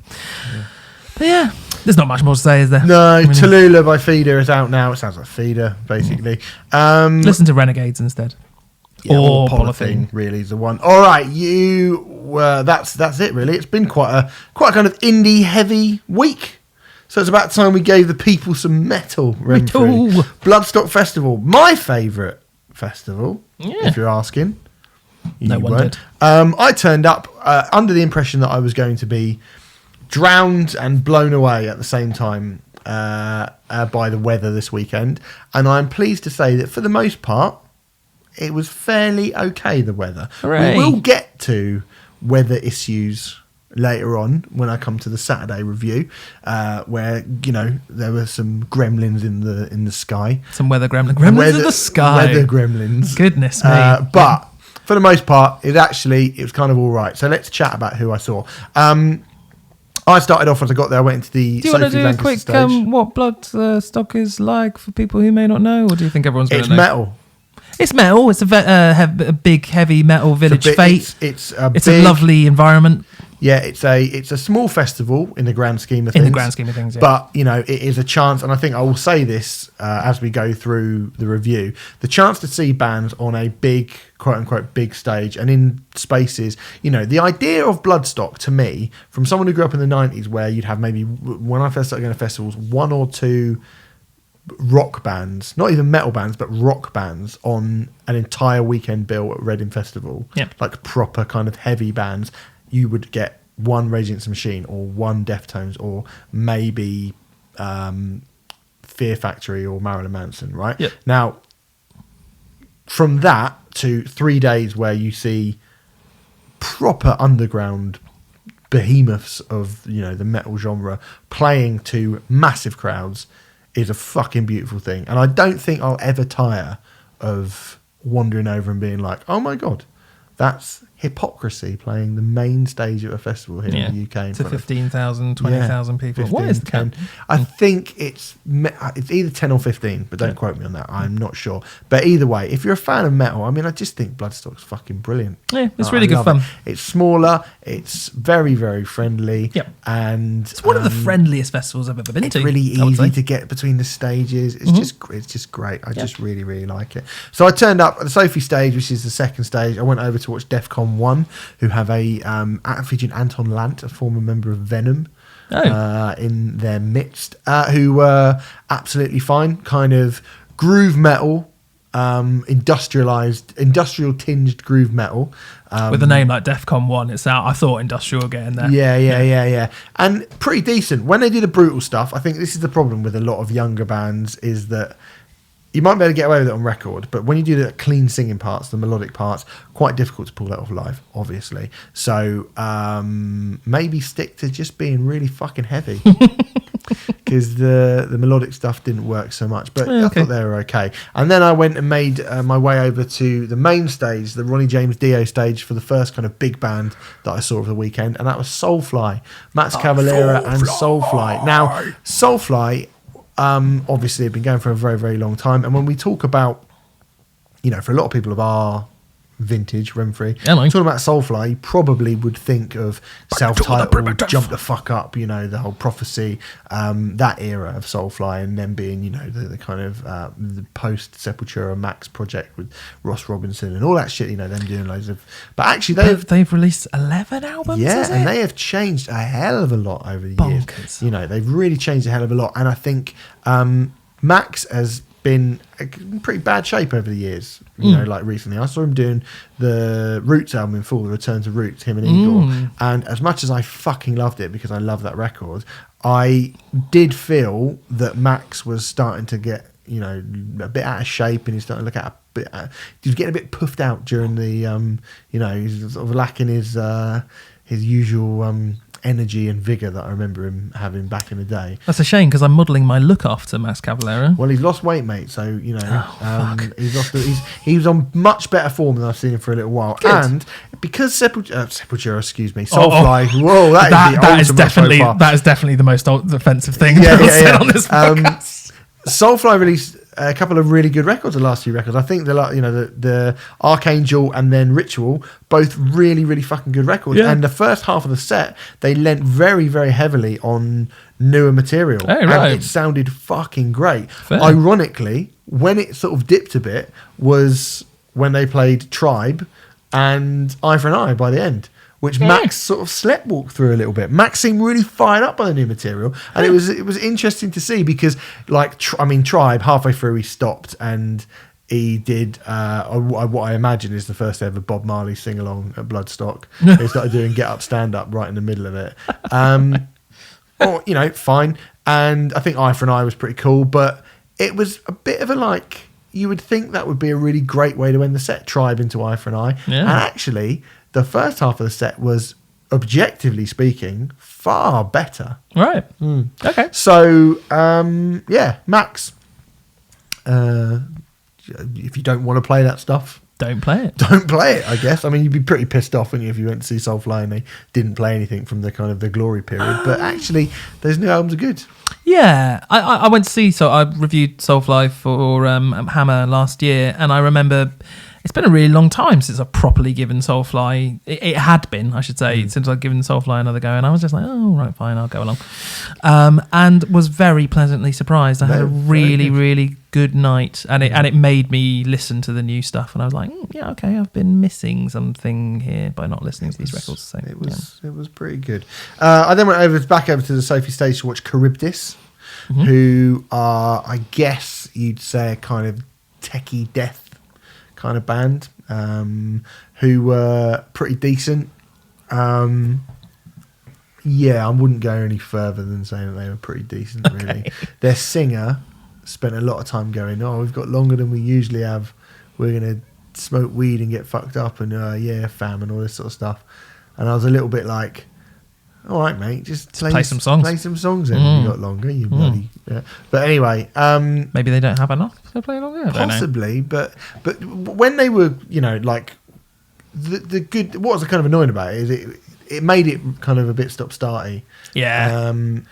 Momentum is important. It is important, and I felt like they dropped a bit of momentum by doing that, because when they were playing and they sounded good, they sounded very good. But maybe they just didn't. Maybe they were like, fucking hell, we don't normally play for 40 minutes, 45 minutes. TesseracT. Hello. Mate, I really like TesseracT. I do. I fucking really like TesseracT. A very odd spot for them to be stuck in. Yeah, third off headlining? Third off the top, and in a kind of, if you've got four bands, you've got the Children of Bodom, Powerwolf, and Sabaton. So a lot of Euro metal cheesiness. Crikey, that is a lot of cheesiness. And TesseracT in the middle of it, right? Very, very strange place and day to be putting them. You would think you'd have been better off having TesseracT wear Cradle of Filth wear the next day, and having Cradle of Filth in with straight after Children of Bodom, and then being, because they're a bit more gothic, to Powerwolf to Sabaton. That feels like a more natural fit. Obviously, we don't know about the bookings and people's availability, but I did think that seems much more like a good place to put that. That would have worked. That would have been. It would have made more sense. It would have made more sense, yeah, for sure. What happened is TesseracT were playing to quite a large crowd, well, a very large crowd, but a crowd of, I guess, definitely not devotees and people who were not particularly familiar with them, a lot of people who weren't particularly familiar with them, and probably a lot of people who weren't particularly familiar or interested in that type of music. Having said that, they are a reliably excellent live band, and they've been getting better and better and better as a live band as time has gone on. And I think good as everything in the set sounded, the material from Sonder, like Smile, fuck me, sounded fucking amazing. Like really, really great. But I have to say, the highlight of the set on a kind of purely like level was Dan Tompkins, the TesseracT vocalist. He dedicated Survival to his wife and kids who were there and said, this is about the struggle that we've been through as a band, and my wife and kids are here today. I love you. And then it started absolutely shitting it down, like Sideways Rain. And while he was doing this song about like, you know, we will, like, me and I'm doing this, I'm making this music for my family, to provide for my family. And it just felt like a really kind of, if you know what that song's about, then you're like, oh, that's so fucking, and As the Rain absolutely battered him, and he just stood there in it and took it all sideways on. It was just really, really cool. And it's a great song as well. And I thought TesseracT were really good. I thought, you look at them and you're like, this is not home turf for you by any stretch of the imagination. Bloodstock. I mean, I think Bloodstock in general is probably not the sort of place you would normally associate a band like TesseracT, but certainly in amongst who they were playing alongside, very, very odd kind of place to find them on the bill. It's not the first time they've done it, though, is it? Or am I wrong about that? I think it's the first time they've done it with Dan. Okay. But they've never been so high up on the bill before. No, certainly not. Yeah. And they're not, when you think Bloodstock, you don't think TesseracT. No, not immediately. No. Well, not. You'd have to be thinking quite a long time, wouldn't you? I'm a long thinker. Yeah, okay. But they were great. Like, I think it was one of those ones where they would, you know, they won on points. Cool. Good. I then went over to watch Countless Skies. Do you know Countless Skies? Nope. Countless Skies is a kind of progressively minded black metal band of sorts, but more like a kind of melodic black metal, who take quite a lot from, so it's clean singing. There's quite a lot of clean singing, but it's kind of very, and that kind of anthemic, almost power metal clean singing. Okay. And I thought they were cool. Over black metal? Yeah, sort of black metal-y, but yeah, like, I mean, when I say black metal, it's more of that kind of expansive black metal. I'm picturing Solstice. Am I off? Yeah, it's actually not a bad shout. Yeah, that kind of thing. And I thought they were cool, actually. Okay. I thought they were cool. I thought they sounded, their singer's fucking amazing. Okay. Like really kind of booming voice. And what I will say, which is very, very different from, and I will get to the sound on the other stage. So the main stage, obviously out in the wind, in the elements, struggling for sound. The sound on the Sophie stage, the second stage, was fucking pitch perfect all weekend. Whoever was doing the sound on that stage was fucking brilliant. Yeah. Like, fucking shout out that guy, because my God, everybody on the Sophie stage this weekend sounded amazing. And that's a much maligned stage as well.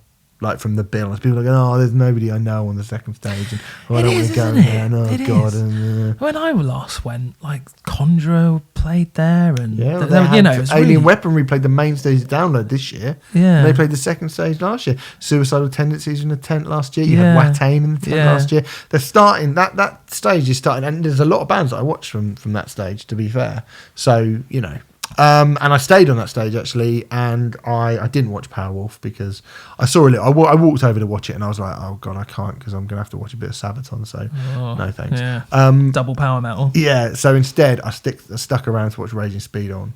Oh my God! I had forgotten how much I fucking miss Raging Speed on. Yeah. Still, just the most horribly belligerent. Like 10 minutes before they came on, they turned their amps on and just put their guitars in front of it and just went for 10 minutes. Feedback for 10 minutes, like, amazing. You haven't even come on yet and you're trying to fucking piss me off.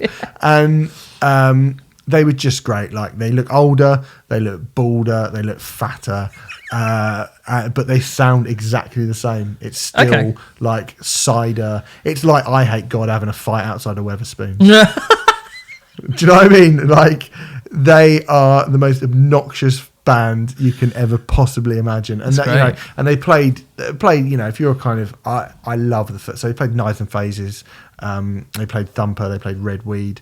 They played the Hate Song. They played Fuck the Voodoo Man. Like, they played all the kind of ones from the first couple of albums. I love the first album. Yeah, first album was incredible. Like, oh my God. I mean, I saw Raging Speed on.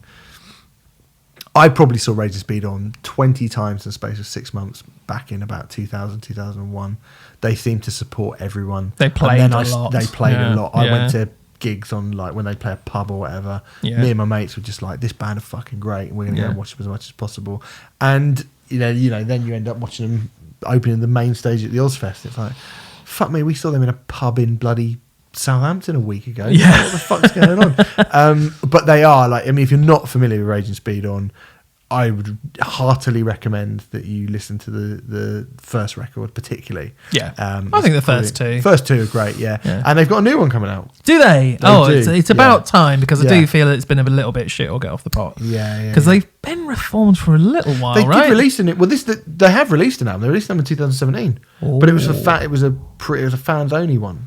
Oh, So this is like their proper comeback album. okay. Yeah. All right, that passed me by. And so we will do that. Obviously, it's Ross Russell producing it as well. Okay. So Nice. it should be good. Yeah, they were fucking great. Easily the band of Friday for me. If you closed your eyes, would they sound as big and aggressive and great as they did? Yes. 28. Brilliant. Yeah, I think they would. Lovely. They really, really would. Lovely stuff. I didn't watch much of Sabaton. What? But they had a tank, didn't they? They did have a tank. I'm going to tell you what I saw, and you can't really call this a review. Sabaton's stage set was amazing. Okay. It was absolutely amazing. They had so much fire. I think they had more fire than Parkway Drive the next night. Ooh. They had so much fire, and they did have a big tank. And it looked brilliant. Like, it looked amazing. And to be fair to them, they looked amazing. And actually, for the first time that day, it sounded big as well. I mean, I was going to say TesseracT sounded pretty good, actually. But I was walking by, like, Soulfly sounded a bit weedy at points. Bits and bobs when I was walking past watching bands sounded a bit weedy at points. But fuck me, Sabaton sounded massive. But they sound like Roxette. Do you know what I mean? It's Roxette about tanks singing songs about bayonets. Like, every song was like like I just think this is Incredibly popular for some unknown reason. Do you know they've already sold 6,000 seats or tickets to their Wembley show, headlining Wembley Arena. So that's half. They've Half of sold Wembley half Arena. of Wembley Yeah. Arena already. How long has it been on sale? Not long. Not long, about 3 weeks, 2-3 weeks. They are very, very, very popular, that band. They're very popular, and it's mad, isn't it? Yeah. I mean, I think a year ago we were talking about Bloodstock, and you were going, "Are they big enough to headline?" I was, yeah. And I have been proved wrong, I clearly. mean, from what I saw, it was comfortably the biggest crowd. Really? Comfortably the biggest crowd. Massive crowd. Absolutely huge. And those people were losing their minds. And there's actually, I was walking through the crowd, kind of passing through. I was like, I'm going to watch this from the back. I'm going to get like a coffee or something and watch it from the back. And there was like fireworks and fire and all this stuff going off. And I was walking through, and there was a kid, must have been like 5 or 6 years old, sat on his dad's shoulder. And as I was kind of walking through, a firework went off and they started into a song. And this kid went, "Ah!" And he had a really, really excited look on his face. And he went, "Ah!" And he started just doing the horns and banging his head. And I looked at him and I looked at Sabaton and thought, this is not for me, right? I don't like this. But that kid has probably never been to a metal festival before, doesn't know anything about music. He's come here, he's seeing this, he's seeing Sabaton, he's fucking loving it. And he will probably grow up to be a right cunt. But, fair play to him. He's going to be going to Bloodstock for another 30 years. You're going to have to put up with that idiot for the next 30 years. Little prick. So, yeah, I didn't enjoy Sabaton very much. That was Friday. Are you right? Yeah. You sure? Yeah. Okay, good. So, on Saturday, I woke up, got there early, and I went to watch the Parallax Method, Oh, yeah. who are a prog band. Yeah. An instrumental prog band. They're one of your lot, Remfry. Oh, yeah. One of your lot. Don't have vocals. That's No a bit of me. vocals. They were good. They were good. They weren't the most visually interesting thing that I saw all weekend. Ooh, that's unusual for an instrumental band. Yeah, instrumental 3-piece playing at 11 o'clock in the morning. But musically, it's cool. I think there's obviously there's touches of I think Dream Theater, like in terms of the musicianship. I was on board, and now it I'm goes a feeling- bit Dream Theater. Okay. But actually as well, guitar tone wise, when I went heavy, it was a bit Opeth as well. So it was pretty good. I think they were more impressive than they were actually Okay. enjoyable. I mean, musically, they were very, very impressive. Okay. The Parallax method. Oh, hello. Like it. Yeah. And then I went over to the main stage to watch something completely different. Cancer Bats. Really interested in this. Cancer Bats, again, not the sort of band you assume would be playing Definitely Bloodstock. Goes to show how wide the net has been cast when you've got Cancer Bats playing Bloodstock. The sound was really bad. Oh. It was a real shame. It felt like Liam was really straining. When they started playing Hell Destroyer, you know that massive go and that riff. I was like, what's this? What is this? And then when he went, go on, I was like, oh, fuck, it's Hell Destroyer. And I couldn't even really tell. But Cancer Bats are one of those bands who just, they don't do bad shows. Nope. I think it was pretty quite fucking frustrating that they had such a paper thin sound, because the sound was not good and it was getting quite windy. So actually this is the point where just before Cancer Bats came on, it started absolutely pissing it down. And I was stood in, there's a kind of Jägermeister tent by the main stage thing where it's kind of covered over, and I was like, well, I'm going to stay here because I am going to watch Cancer Bats even if it's raining. Absolutely. So, and it just stopped raining as their intro tape was playing. I was like, all right, so get down the front, and it was really, really windy. And at the start, the screens were up, and they were showing, because obviously the screens outside the stage. I didn't notice when they came down, but at some point they came down. Yeah. And they took the screens down and they moved the speakers above the stage down a bit more. Okay. And it was like, whoa, something's. Yeah. There's The obviously fear that the wind would blow them over. something might happen here. Yeah. But so I think that might have contributed a little bit to Cancer Bats. There were a lot of people there who loved them. Clearly, Cool. there were, but it wasn't a massive crowd. Yeah. But the crowd that were there,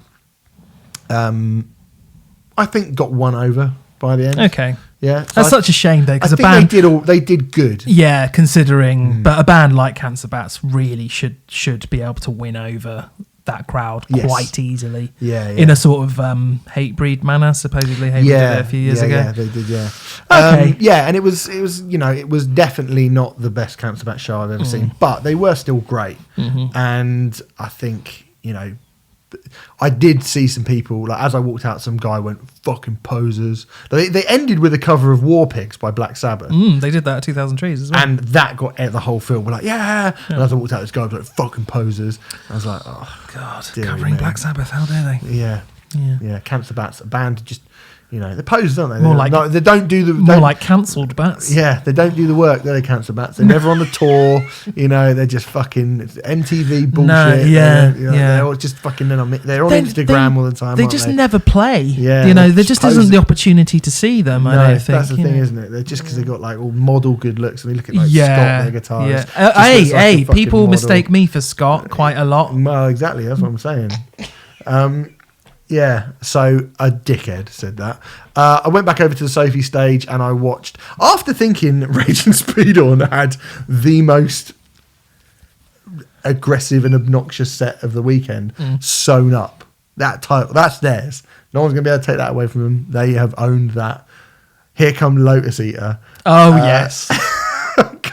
He walked on, the singer walked on in a shell suit, in a tracksuit, and just went, alright, you fucking fucks. We're fucking Lotus Eater from the fucking streets of fucking Glasgow. Bang your fucking head. Let's fucking fuck this fucking tent up. Fuck everyone. Fucking destroy it. And I was like, mate, you know something like, is this a bet? Like, you said fuck. And then Norris McWhirter came on and inducted him to the Guinness Book of Records like, saying fuck the most amount of times in a 30-second period. At 2000 Trees, he said, I'm not going to do the accent because it'll be worse than yours, but he said, I need to let you into a little secret. I like seeing people get hurt, so fuck each other up. Yeah. I was like, fucking hell, mate. And I think on record, they're probably a much more interesting band musically, because I've watched them live and I just go, you just want to destroy everything. Yeah. Their bass player was punching himself in the face. Yeah. And again, on the Sophie stage, my lord, they sounded monolithically heavy. Yeah. And the sound was great. And they were really great. And the second they came on, like they played to a pretty packed crowd, and the second they came on, it was like fists swinging and legs being kind of put above, kicked above your head, and it got pretty violent. The only thing that like undermined the kind of brutality of it all is there was people with a blow up like watermelon ball who were punching it around in a sort of beach style-y, which kind of undermined the kind of hatred that was going on throughout the rest of the set. But they were very, very good. I went over, and I'm not going to talk about this band too much because unfortunately I feel like I missed most of their set because I was watching Lotus Eater, and I feel like they suffered quite badly from a not so great sound. But I just thought we should mention Swallow the Sun because we haven't mentioned Swallow the Sun. And they've released one of the best metal records of this year.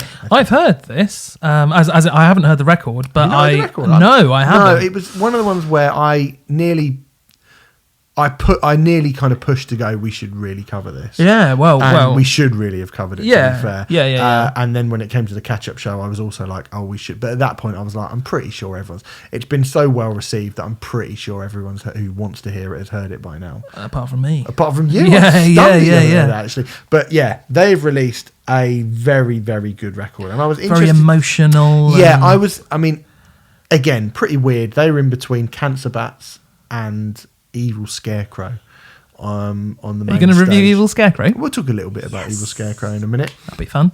Stick around. But it was not the right. I only saw a little bit. Sound wasn't great. Okay. And that is hard to make that translate at the best of times, that type of music. But what I will say is people who were watching them when I was there were watching them incredibly intently, and they did get a massive crowd. And I think that's come the end of the year when you're talking about the best metal records. That's going to be one of the ones that people are chatting about for sure. They were, I'm not going to word this very well, they're probably the band who I'd heard of the least, who people seem to be the most excited for. Yeah. My goodness, does that make sense? Sort of, yeah. Sort of. Mm. But yes, I kept hearing, Swallow the Sun, Swallow the Sun. I was like, is this Swallow the Sun? Yeah. But yeah. So I missed that. Nice. The other band who played to a near headline, Evil Scarecrow basically, so they came on next and probably played to a similar size crowd that Parkway Drive played to later on that day. Yes, I saw Merlin say this from Metal Hammer. It was as big a crowd as anyone got that day. Quite bizarrely, Evil Scarecrow are really adored at Bloodstock, aren't they? Yeah. Why, Stephen Hill? Oh, fuck no. I have no idea. I mean, the sound was appalling from where I was stood. Right. Isn't that just their songs? I think it might be, but it was absolutely appalling, the sound, so I couldn't really hear what was going on. I couldn't tell if they were funny or not, but They weren't. And I just thought, this is wacky shit, and this is like bloke who comes into, this is like wacky office guy who comes into work with a fucking Bugs Bunny bow tie on. Do you know what I mean? It's like people who wear odd socks and be like, oh, no, I know what you're thinking. I'm wearing odd socks. I actually did that on purpose. Or people who wear Wednesday socks on a Monday or something. Yeah. And I think anyone who turns around to me and says, oh, don't you like fun? Why don't you think, oh, they're funny, aren't they? They're funny. Cancer bats are fun.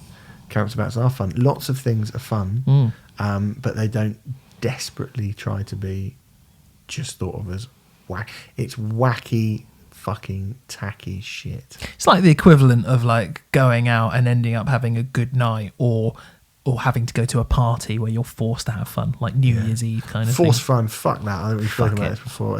Yeah. The thing is, I didn't watch it that much of them. But I went to watch Red Method instead, who feature the AVD, formerly of the Defiled. Oh yeah. Are you a fan of the Defiled? You strike me as somebody who wouldn't be a fan of the Defiled at all. I thought they were fine.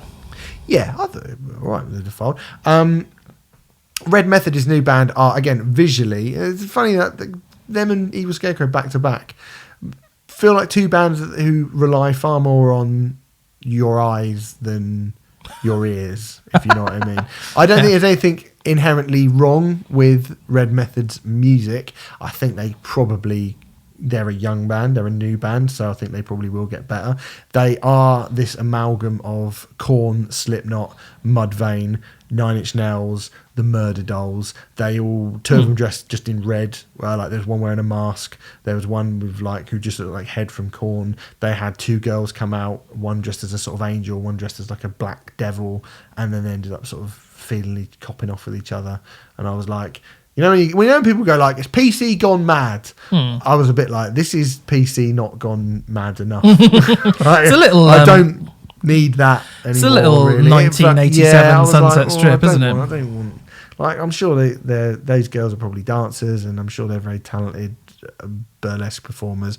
But there was something about them sort of like getting this band of blokes to get them on to be like, oh, look at them, they're going to kiss each other. Ugh. Yeah, but they are there to titillate the male it was a gaze. shitty bit of titillation. And only which that. I was like, nah. But they're a visual feast.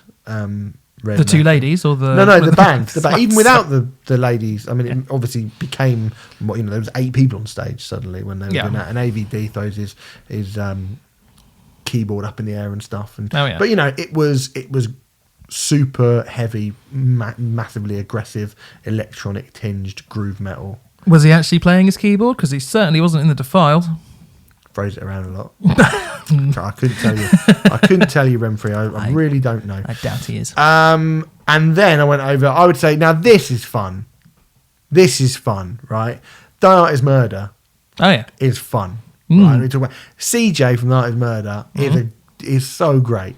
Like, it was at this point, it was really, really windy, and he came out dressed like Joan Collins. Basically, he came out wearing a leopard skin shirt, right? Right. And he, at one point, it started with 2 songs from the new record, both of which sounded massive, like Make America Hate Again. They played, what's the one that we both said we really liked was like the best one on the record? With that really cool, I can't remember now, bollocks. Anyway, they started with one of the really good ones off the new record, and went into Purest Strain of Hate, which was fucking great as well. A set kind of fairly heavy. They ended with the title track of the new record, which sounded massive. They sounded massive, and CJ was great, like really funny in between songs. He was saying like, you bunch of idiots, you sent us all over to live in this paradise, and you live in this shitty, horrible, fucking rainy country. And it was really windy. And then he undid his shirt, and he was like, you know that thing where Michael Jackson opens his shirt and the wind blows it, and he goes, he's like, that's how I'm going to start this next song. So he just like, unbuttoned his shirt, and when the riff kicked in, he just went, and the shirt blew back. And you had to be there, but it was very, very funny. I thought it was amusing. Yeah, it was funny, and yeah, they're just really great. They're a really great live band, and they even went. He said, we spent all this money on pyro, and because of the fucking wind, we can't use any of it. So I should say at this point, not only had the screens been taken down and the actual speakers been moved down, the backdrop that all the bands had been taken down because that was blowing around all over the place. And I was like, whoa, it's pretty fucking serious at this point, isn't it? So that is Murder played. And I think that song was called Death Squad Anthem, by the way. Death Squad Anthem, that's it. Yeah, it's really good. And they, excellent as always. And then on came the Wildhearts, who played to, I would have to say, a pathetically small crowd. No. In fact, as I walked out of The Art Is Murder, right, some guy walked past me and went, right, coming up next, give it up, get ready, and show your love for the Wildhearts. Go, yeah, for the Wildhearts, like the bloke on the stage. And some person walked past me and went, nope. And I tapped him on the shoulder and went, then you, my friend, need to get some much better taste than what you have at the moment, because that is a fuck up that you won't even clap the Wildhearts. And I assume you're not going to watch them. You're going to go and get in your tent and be rubbish. And your best friends now. Wasting your life. You have literally wasted your life. Not a traditional Bloodstock band, though. Definitely let's be honest. No. And however, Code Orange. They were replacing Code Orange and replacement, but a good replacement. Yeah. I mean, they're amazing, but not a typical Bloodstock band. No, and they played to a fucking tiny crowd. But I have to say, the 100, 200 or so people down the front. Oof, for the main stage. Yeah, watching them. Right down the front. There was a few more people middling around. It wasn't busy by any stretch of the imagination. Yeah. But there were people right down the front who were going fucking berserk for the Wildhearts. absolutely bizarre, and I was one of them,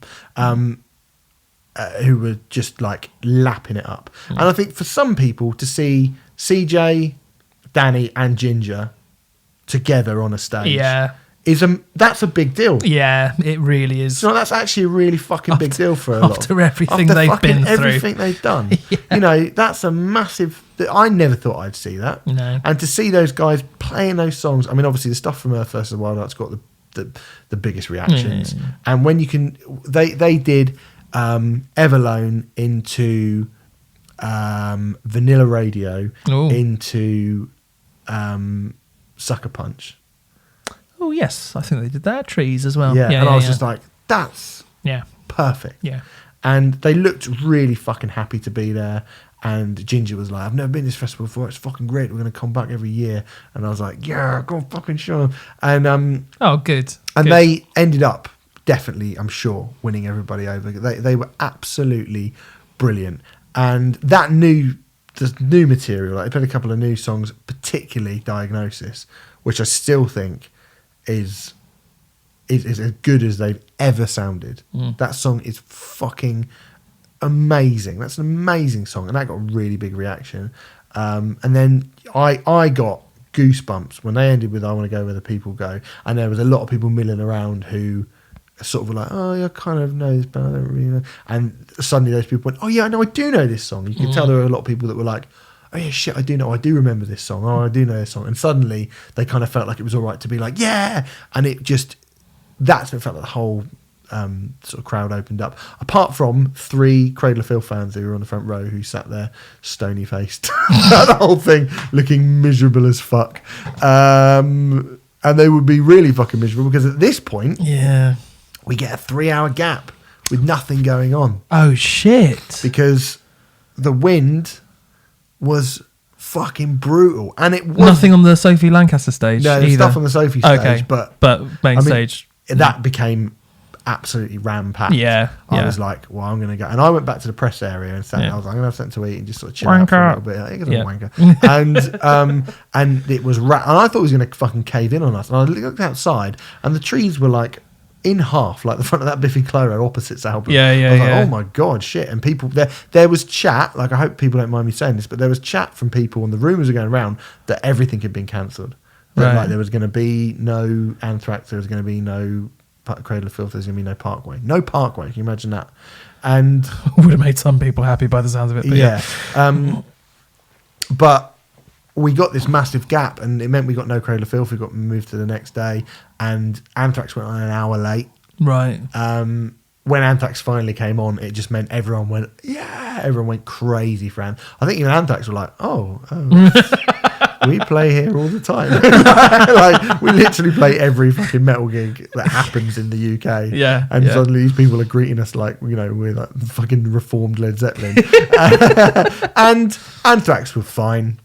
You know, I feel a bit shitty kind of being like, you know, they were Anthrax. But at the end of the day, you know, they didn't play anything from post the 90s. I don't think they played anything from post the 80s, I should say. I think maybe there was one song that was like early 90s. But it was all the old stuff. It was the Anthrax set that you've been seeing. And I think it's a real shame what's happened to Anthrax because, you know, I really like the John Bush era. And, you know, like, they wrote some really fucking good records at that period. And then they got rid of him. They binned him off to get back with Joey Belladonna. And then Joey Belladonna left, and they got Dan Nelson. And then John Bush came back for a gig. And then it was like, okay, we're going to do this thing with Joey Belladonna. And they released 2 really rubbish records with Joey Belladonna back in the band. For All the Kings. For All Kings and Worship Music. Oh, yeah. Oh, I forgot about that one. Well, I mean, everyone. And they didn't play anything off either of them. And it's like, oh, you are just absolutely a nostalgia band now. Like, completely a nostalgia band. I mean, There's, you know. Like, even if you go and see Megadeth, you go, you know, obviously you see Metallica, there's probably a few from the last couple of records that you want to hear. You go and see Slayer, I wouldn't be mad keen on hearing anything from Repentless or many of them really, but there's a couple of all right songs on there. At least up to at least there's stuff from this millennium from Slayer that you would want to hear. Yeah, certainly mainly stuff from God Hates Us All. But certainly with Megadeth, there's stuff from Endgame. Yep. That you would definitely want to hear. Yep. At least, and you get Anthrax, and you're like, yeah, no one, even the '90s stuff, no one cares about. Yeah. So it's a bit of a shame. But anyway, we should get on to the real story of the weekend in terms of splitting the Bloodstock audience. Oh, hello. And that's Parkway Drive. Now, Parkway came on, again, no screens. Because of the wind. Because of the wind. And I think they actually had to cancel, don't quote me on this, but they had to cancel a bit of their pyro, I think. Oh. I'm going to put it on Twitter. I think from where I was stood, and I got closer in because I felt like I needed to get closer in, it wasn't the best. Again, the sound, not great. Felt a bit quiet at some points. Someone turned to me at one point and spoke to me, and I could hear them stood next to me. And I was like, this fucking sucks. Because they're doing everything right. Like, they looked like they were doing everything right. They brought everything. They brought the pyro. They brought the fucking string quartet. They brought, all the stuff that you get from Parkway Drive show. I thought it was brilliantly pitched from the kind of the heavier stuff from the earlier material up until the more somber material from Revenants. And which levels? Which ones of those material? Goodness, sorry, it's quite late.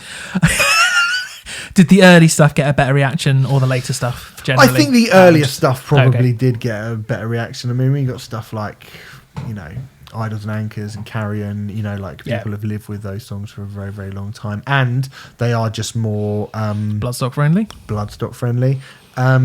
But, they... Outdoors on that stage, with the kind of wind blowing and stuff, when you see the string quartet come in and Winston there and he kind of commands the whole crowd and it really swells, it was great. It was not as good as Ali Pally. It was probably not as good as... No, it wasn't as good as the last couple of Brixton ones. But I think so much of that had to do with elements outside of their control. Yeah. The sound, they couldn't help. I think the gap didn't help either. It seemed to work for Anthrax, but it didn't seem to work so much for Parkway. I felt like there was a bit of fatigue in the audience. It wasn't as big a crowd as Sabaton got, but it was still a big enough crowd to be like, this is worthy of a headline slot. But I don't know. I think there's a lot of people there who didn't really know who they were. From where I stood kind of in the middle to begin with, and then I moved forward. And there was a lot of people there. I guess they were probably skeptical. A lot of people kind of waiting to be won over. And it felt a little bit like... I mean, I have to be honest, right? And I say this as a Parkway Drive fan, as a big Parkway Drive fan. I was surprised that they got Bloodstock as a headliner. But then I guess, somebody had to be the sacrificial lamb, Someone had to be the first ones to do it. And I think now, because I was thinking back and I was like, well, Machine Head did it. And they probably were like, well, that's a bit download. And Lamb of God did it. Even Lamb of God, people were going, oh, too groovy. And when Trivium got it, I was like, well, that's, but Trivium at least dress like a metal band. Yeah. Do you know what I mean? Yeah. Matt Heafy talks about how much he loves Emperor. Yeah. And he wears Black Dahlia Murder t-shirts. Winston talks about how much he loves Nick Cave. Yeah. And they cover Rage Against the Machine, and they're on Epitaph. They talk about how they've been influenced by Bad Religion. Yeah. And, 90s skate punk. They talk like a punk band, whereas Trivium go metal, metal, metal. Yeah. And Trivium are more than happy to be associated as a metal band. I think Parkway Drive... As our Lamb of God and Machine Head. As our Lamb of God and Machine Head. Whereas I think Parkway Drive, to their credit as well, are far more than just a metal band. And certainly now, even though they've... What's funny is the earlier material where people were like, just fucking, this is core shit or whatever, was the heaviest stuff on the stage the whole fucking day, pretty much. Save for maybe That Is Murder. Like, although, you know, there were only a handful of bands that were as extreme as that stuff that played on that stage over the entire weekend. And then they lean on something like Vice Grip. They're leaning on, that's Iron Maiden they're leaning on. Yeah. You know, Crush, they're leaning on Rage Against the Machine. Yeah. You know, Yeah. So those more kind of mainstream sounding metallic elements are completely relatable to a Bloodstock crowd, completely relatable. But it was odd to think, like, I mean, let's kind of break down who from that scene has played there over the years. Hatebreed, I get, but even Hatebreed, tour with Slayer, you know, tour with Slipknot. Machine Head. Yeah. Machine, you know, yeah. And Unearth is another kind of metalcore band. Unearth, not big enough really to really get people kind of wound up.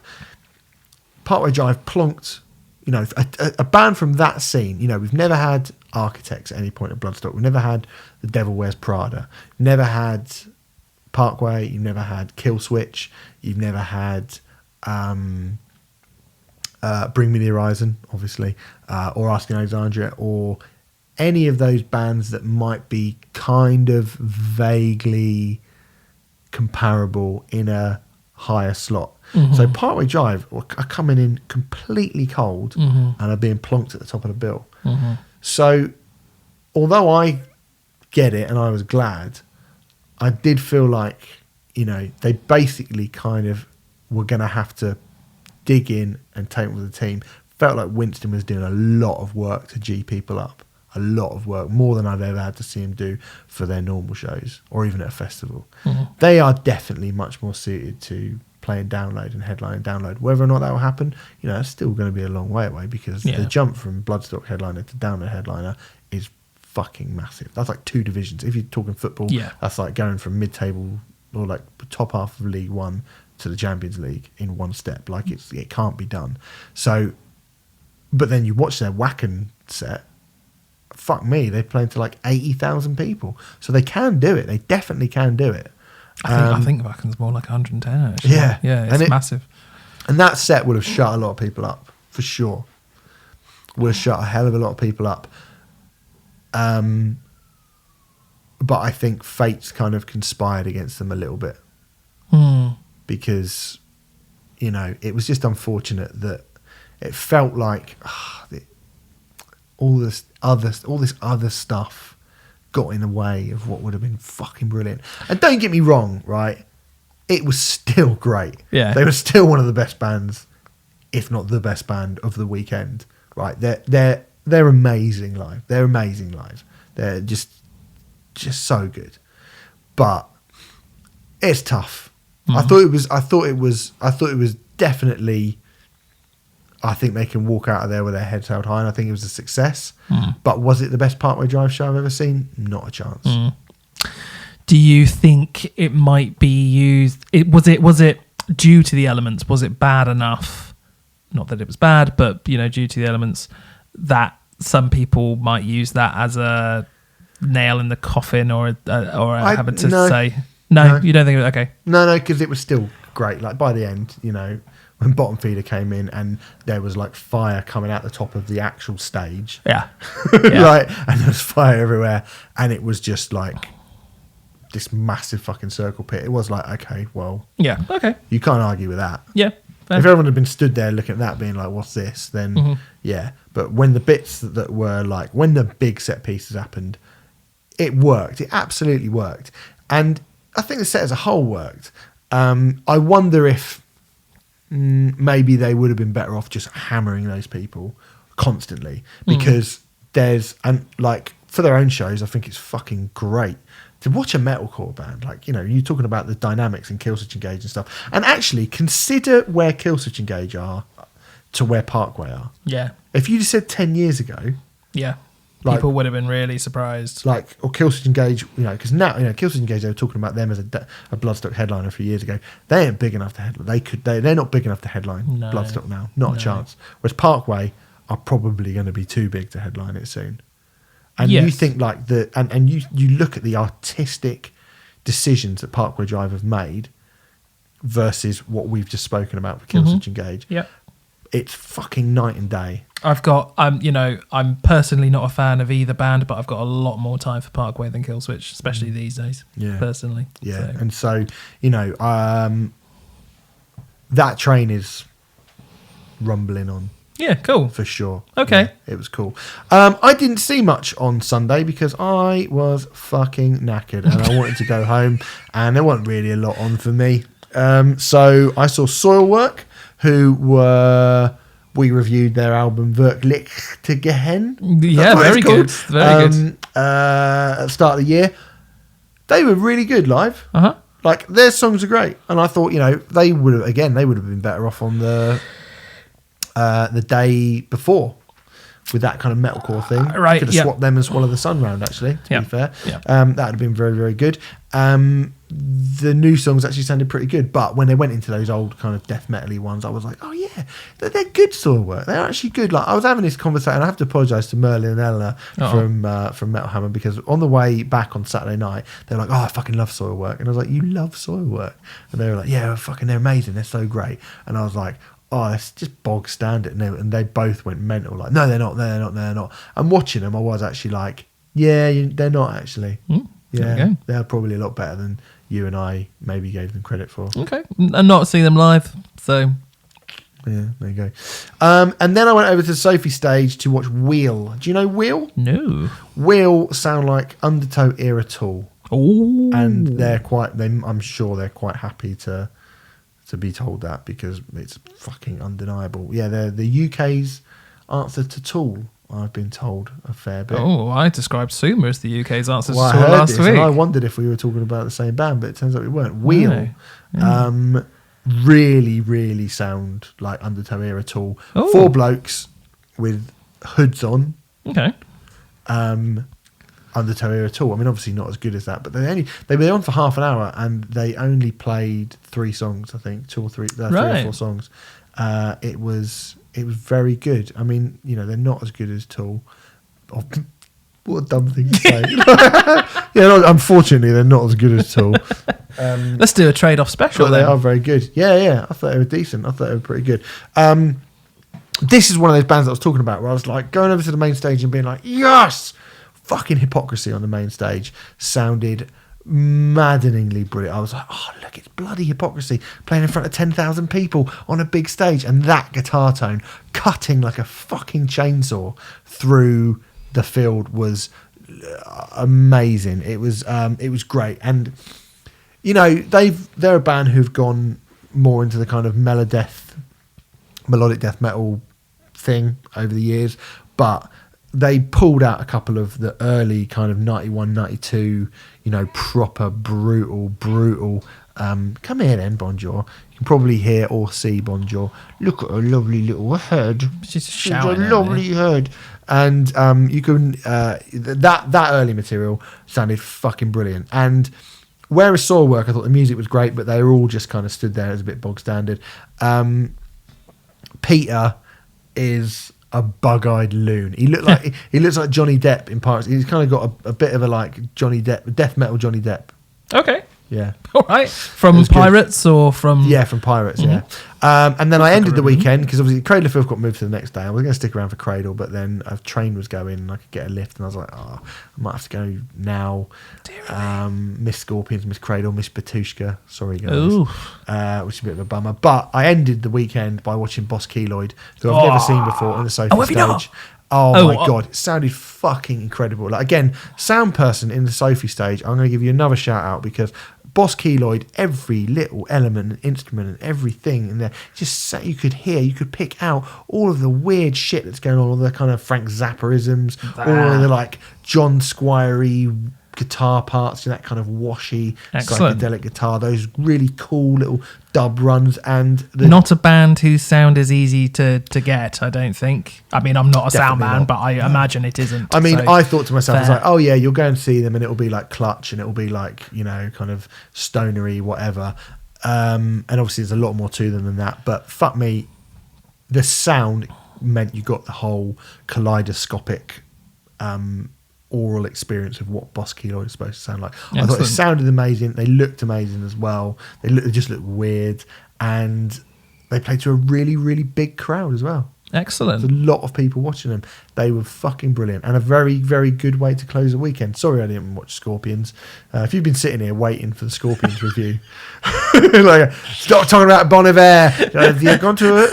Just tune into this podcast and listen to the whole thing to hear what my friend says about the Scorpions. And, you didn't even watch them! Come on! But overall... Why are you talking about Bon Iver? Shut up about Sleater-Kinney. Shut up. But yeah, I don't care about Feeder, you son of a bitch. You're actually crying. We should do this for another 10 minutes. Yeah. So anyway, sorry I didn't watch them. But yeah, as ever, man, I fucking love Bloodstock, man. It's the shit. And even though the music was shit, even though the weather was shit, I could put up with the weather being shit at Bloodstock. I don't know. It was you muddy. Can't download, can you? Download. I'm like, nah, fuck that. Bloodstock, I don't care. I was actually like completely fine. Merl from Metal Hammer forgot his wellies and was like, oh god, and he was in a right old grump. And I was like, hey man, don't worry about it. It's all good. So yeah, there you go. Bloodstock again, and I will be back in 2020. Alongside, they've already announced some bands for 2020. They've announced the debut, UK exclusive and UK debut of Violence. Hello. With Phil Demmel. Oh yeah, I forgot Phil Demmel's back in Demmel. Violence. Oh yeah, of course. Sacred Reich. Butcher Babies. Yeah. Skin Dreads. Yeah.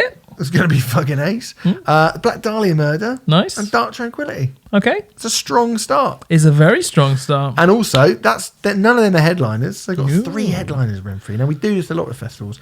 3 headliners for next year. Bloodstock. Who do you want? Who do you think we'll get? I didn't know you were going to do this. I told you at the fucking start we were going to No, do you this. didn't. Oh, no. But now I need to... think about who might play. Do you want me to go? Yeah. Okay, so I would like... Obviously, I'd like a new headliner. Would always like a new headliner. And I was thinking about this. I think last year I said a Reformed Sepultura. Having seen Max, I'm not so sure I want that, to be fair. I don't know if this would work or not. And I know obviously, we're about to go to Art Tangent next week, so I would quite like Meshuggah. I'm not sure Meshuggah are big enough to headline Bloodstock. Well, Bloodstock want Meshuggah, so... Ooh. So I would like Meshuggah. Bloodstock wanted to do Meshuggah this year. Did they? Yes. All right, well, I would like Meshuggah. I would like Meshuggah. But if they couldn't get Meshuggah, Between the Buried and Me, are they big enough? Oh, no, but I love not Between quite. the Buried and Me. Yeah, but no, Between the Buried and Me do like the ballroom, which is... They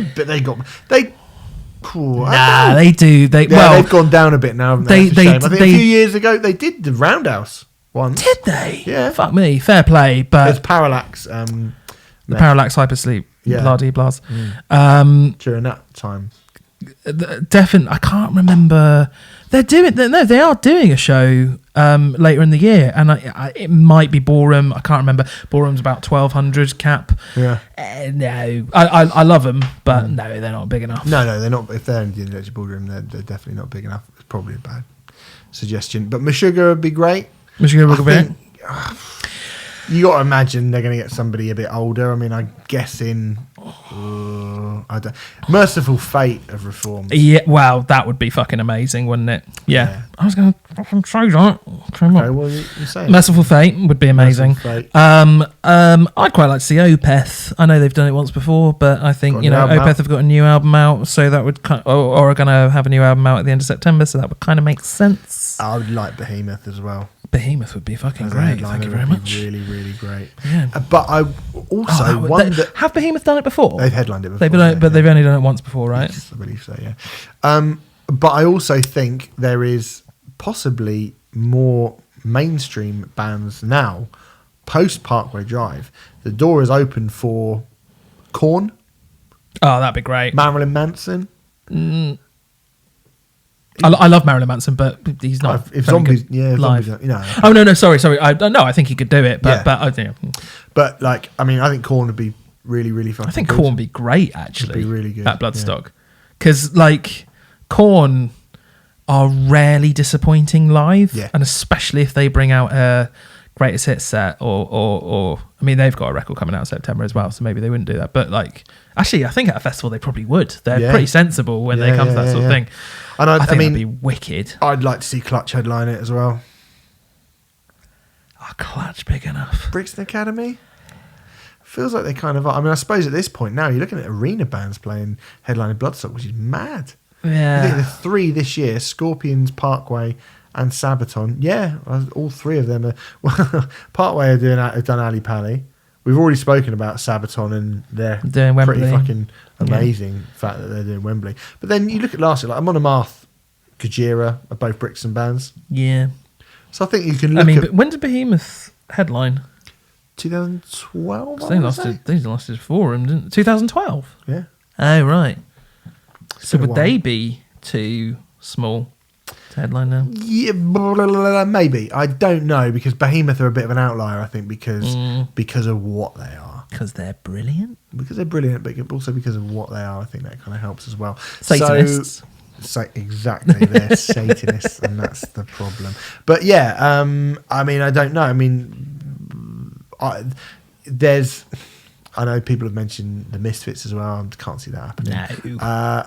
I don't know if they're big enough or if they really would fit in as a headliner, but Killing Joke would be amazing if you put a kind of, because they're kind of legendary enough, aren't they? Or Sisters of Mercy or something like that. Do you reckon they could be big enough to do it? I think both of them would be very off kilter. I think both of them would be risks. Yes, that's true. Big risks, frankly, because I think they only apply to certain. Both of those bands are absolutely cult acts and big cult acts, but they are loved by the people who love them. But I think to be a headline act, you kind of have to be liked a lot by many people rather than loved by a smaller. I wouldn't be surprised if we got Five Finger Death Punch as well.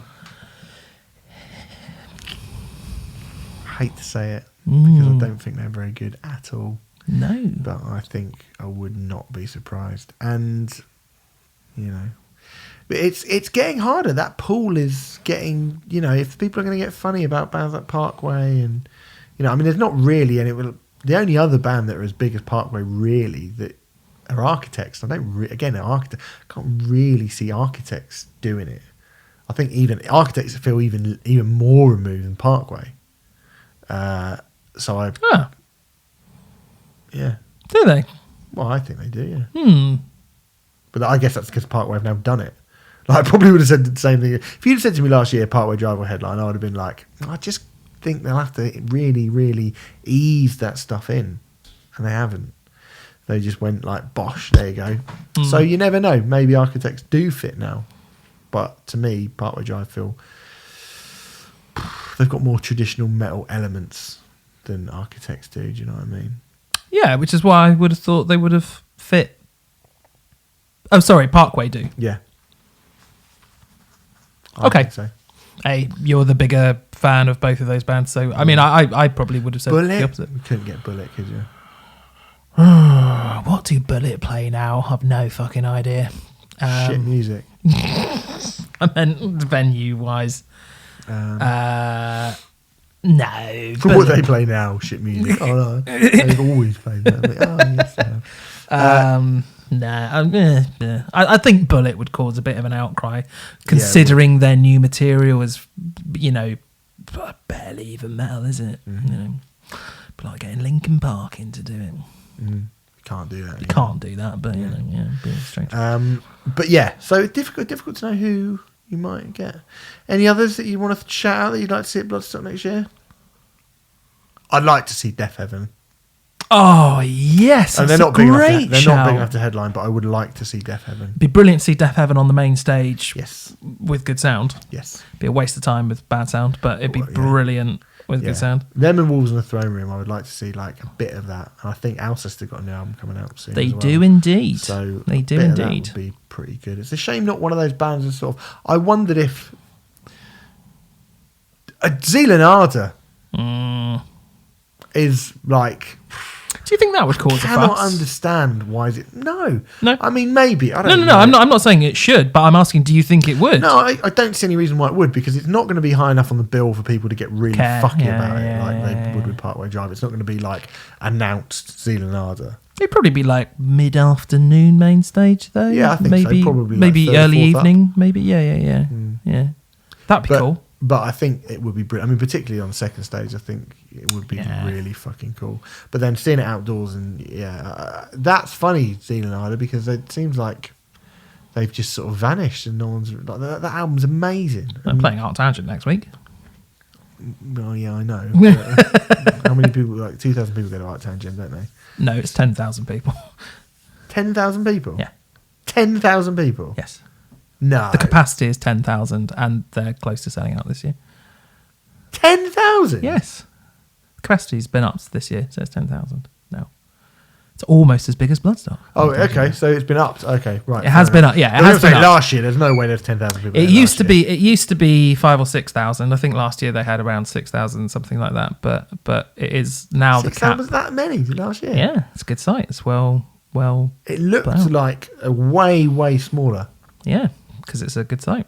Okay. I didn't realise it was that many people. Okay, well, if it's 10,000, then but it's one. Even if they just played Bloodstock or if they just played fucking Download, I would be like, it doesn't feel like anyone's talking about Zealand as much as they were. No, which is a shame because that album is better than the first one by quite a way. We'll see. Anyway, we're getting off the topic a little bit. Yeah. Bloodstock was good. I'm going to go next year. You going to go? Yes. Good. Thanks for tuning in. We appreciate that. Next week we're not doing trade off because obviously we've been fucking banging on for Christ knows how long.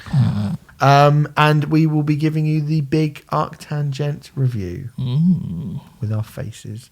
Go over to musicism.net and put Riot in the code in capital letters to get 25% off all them courses. You mad brethren.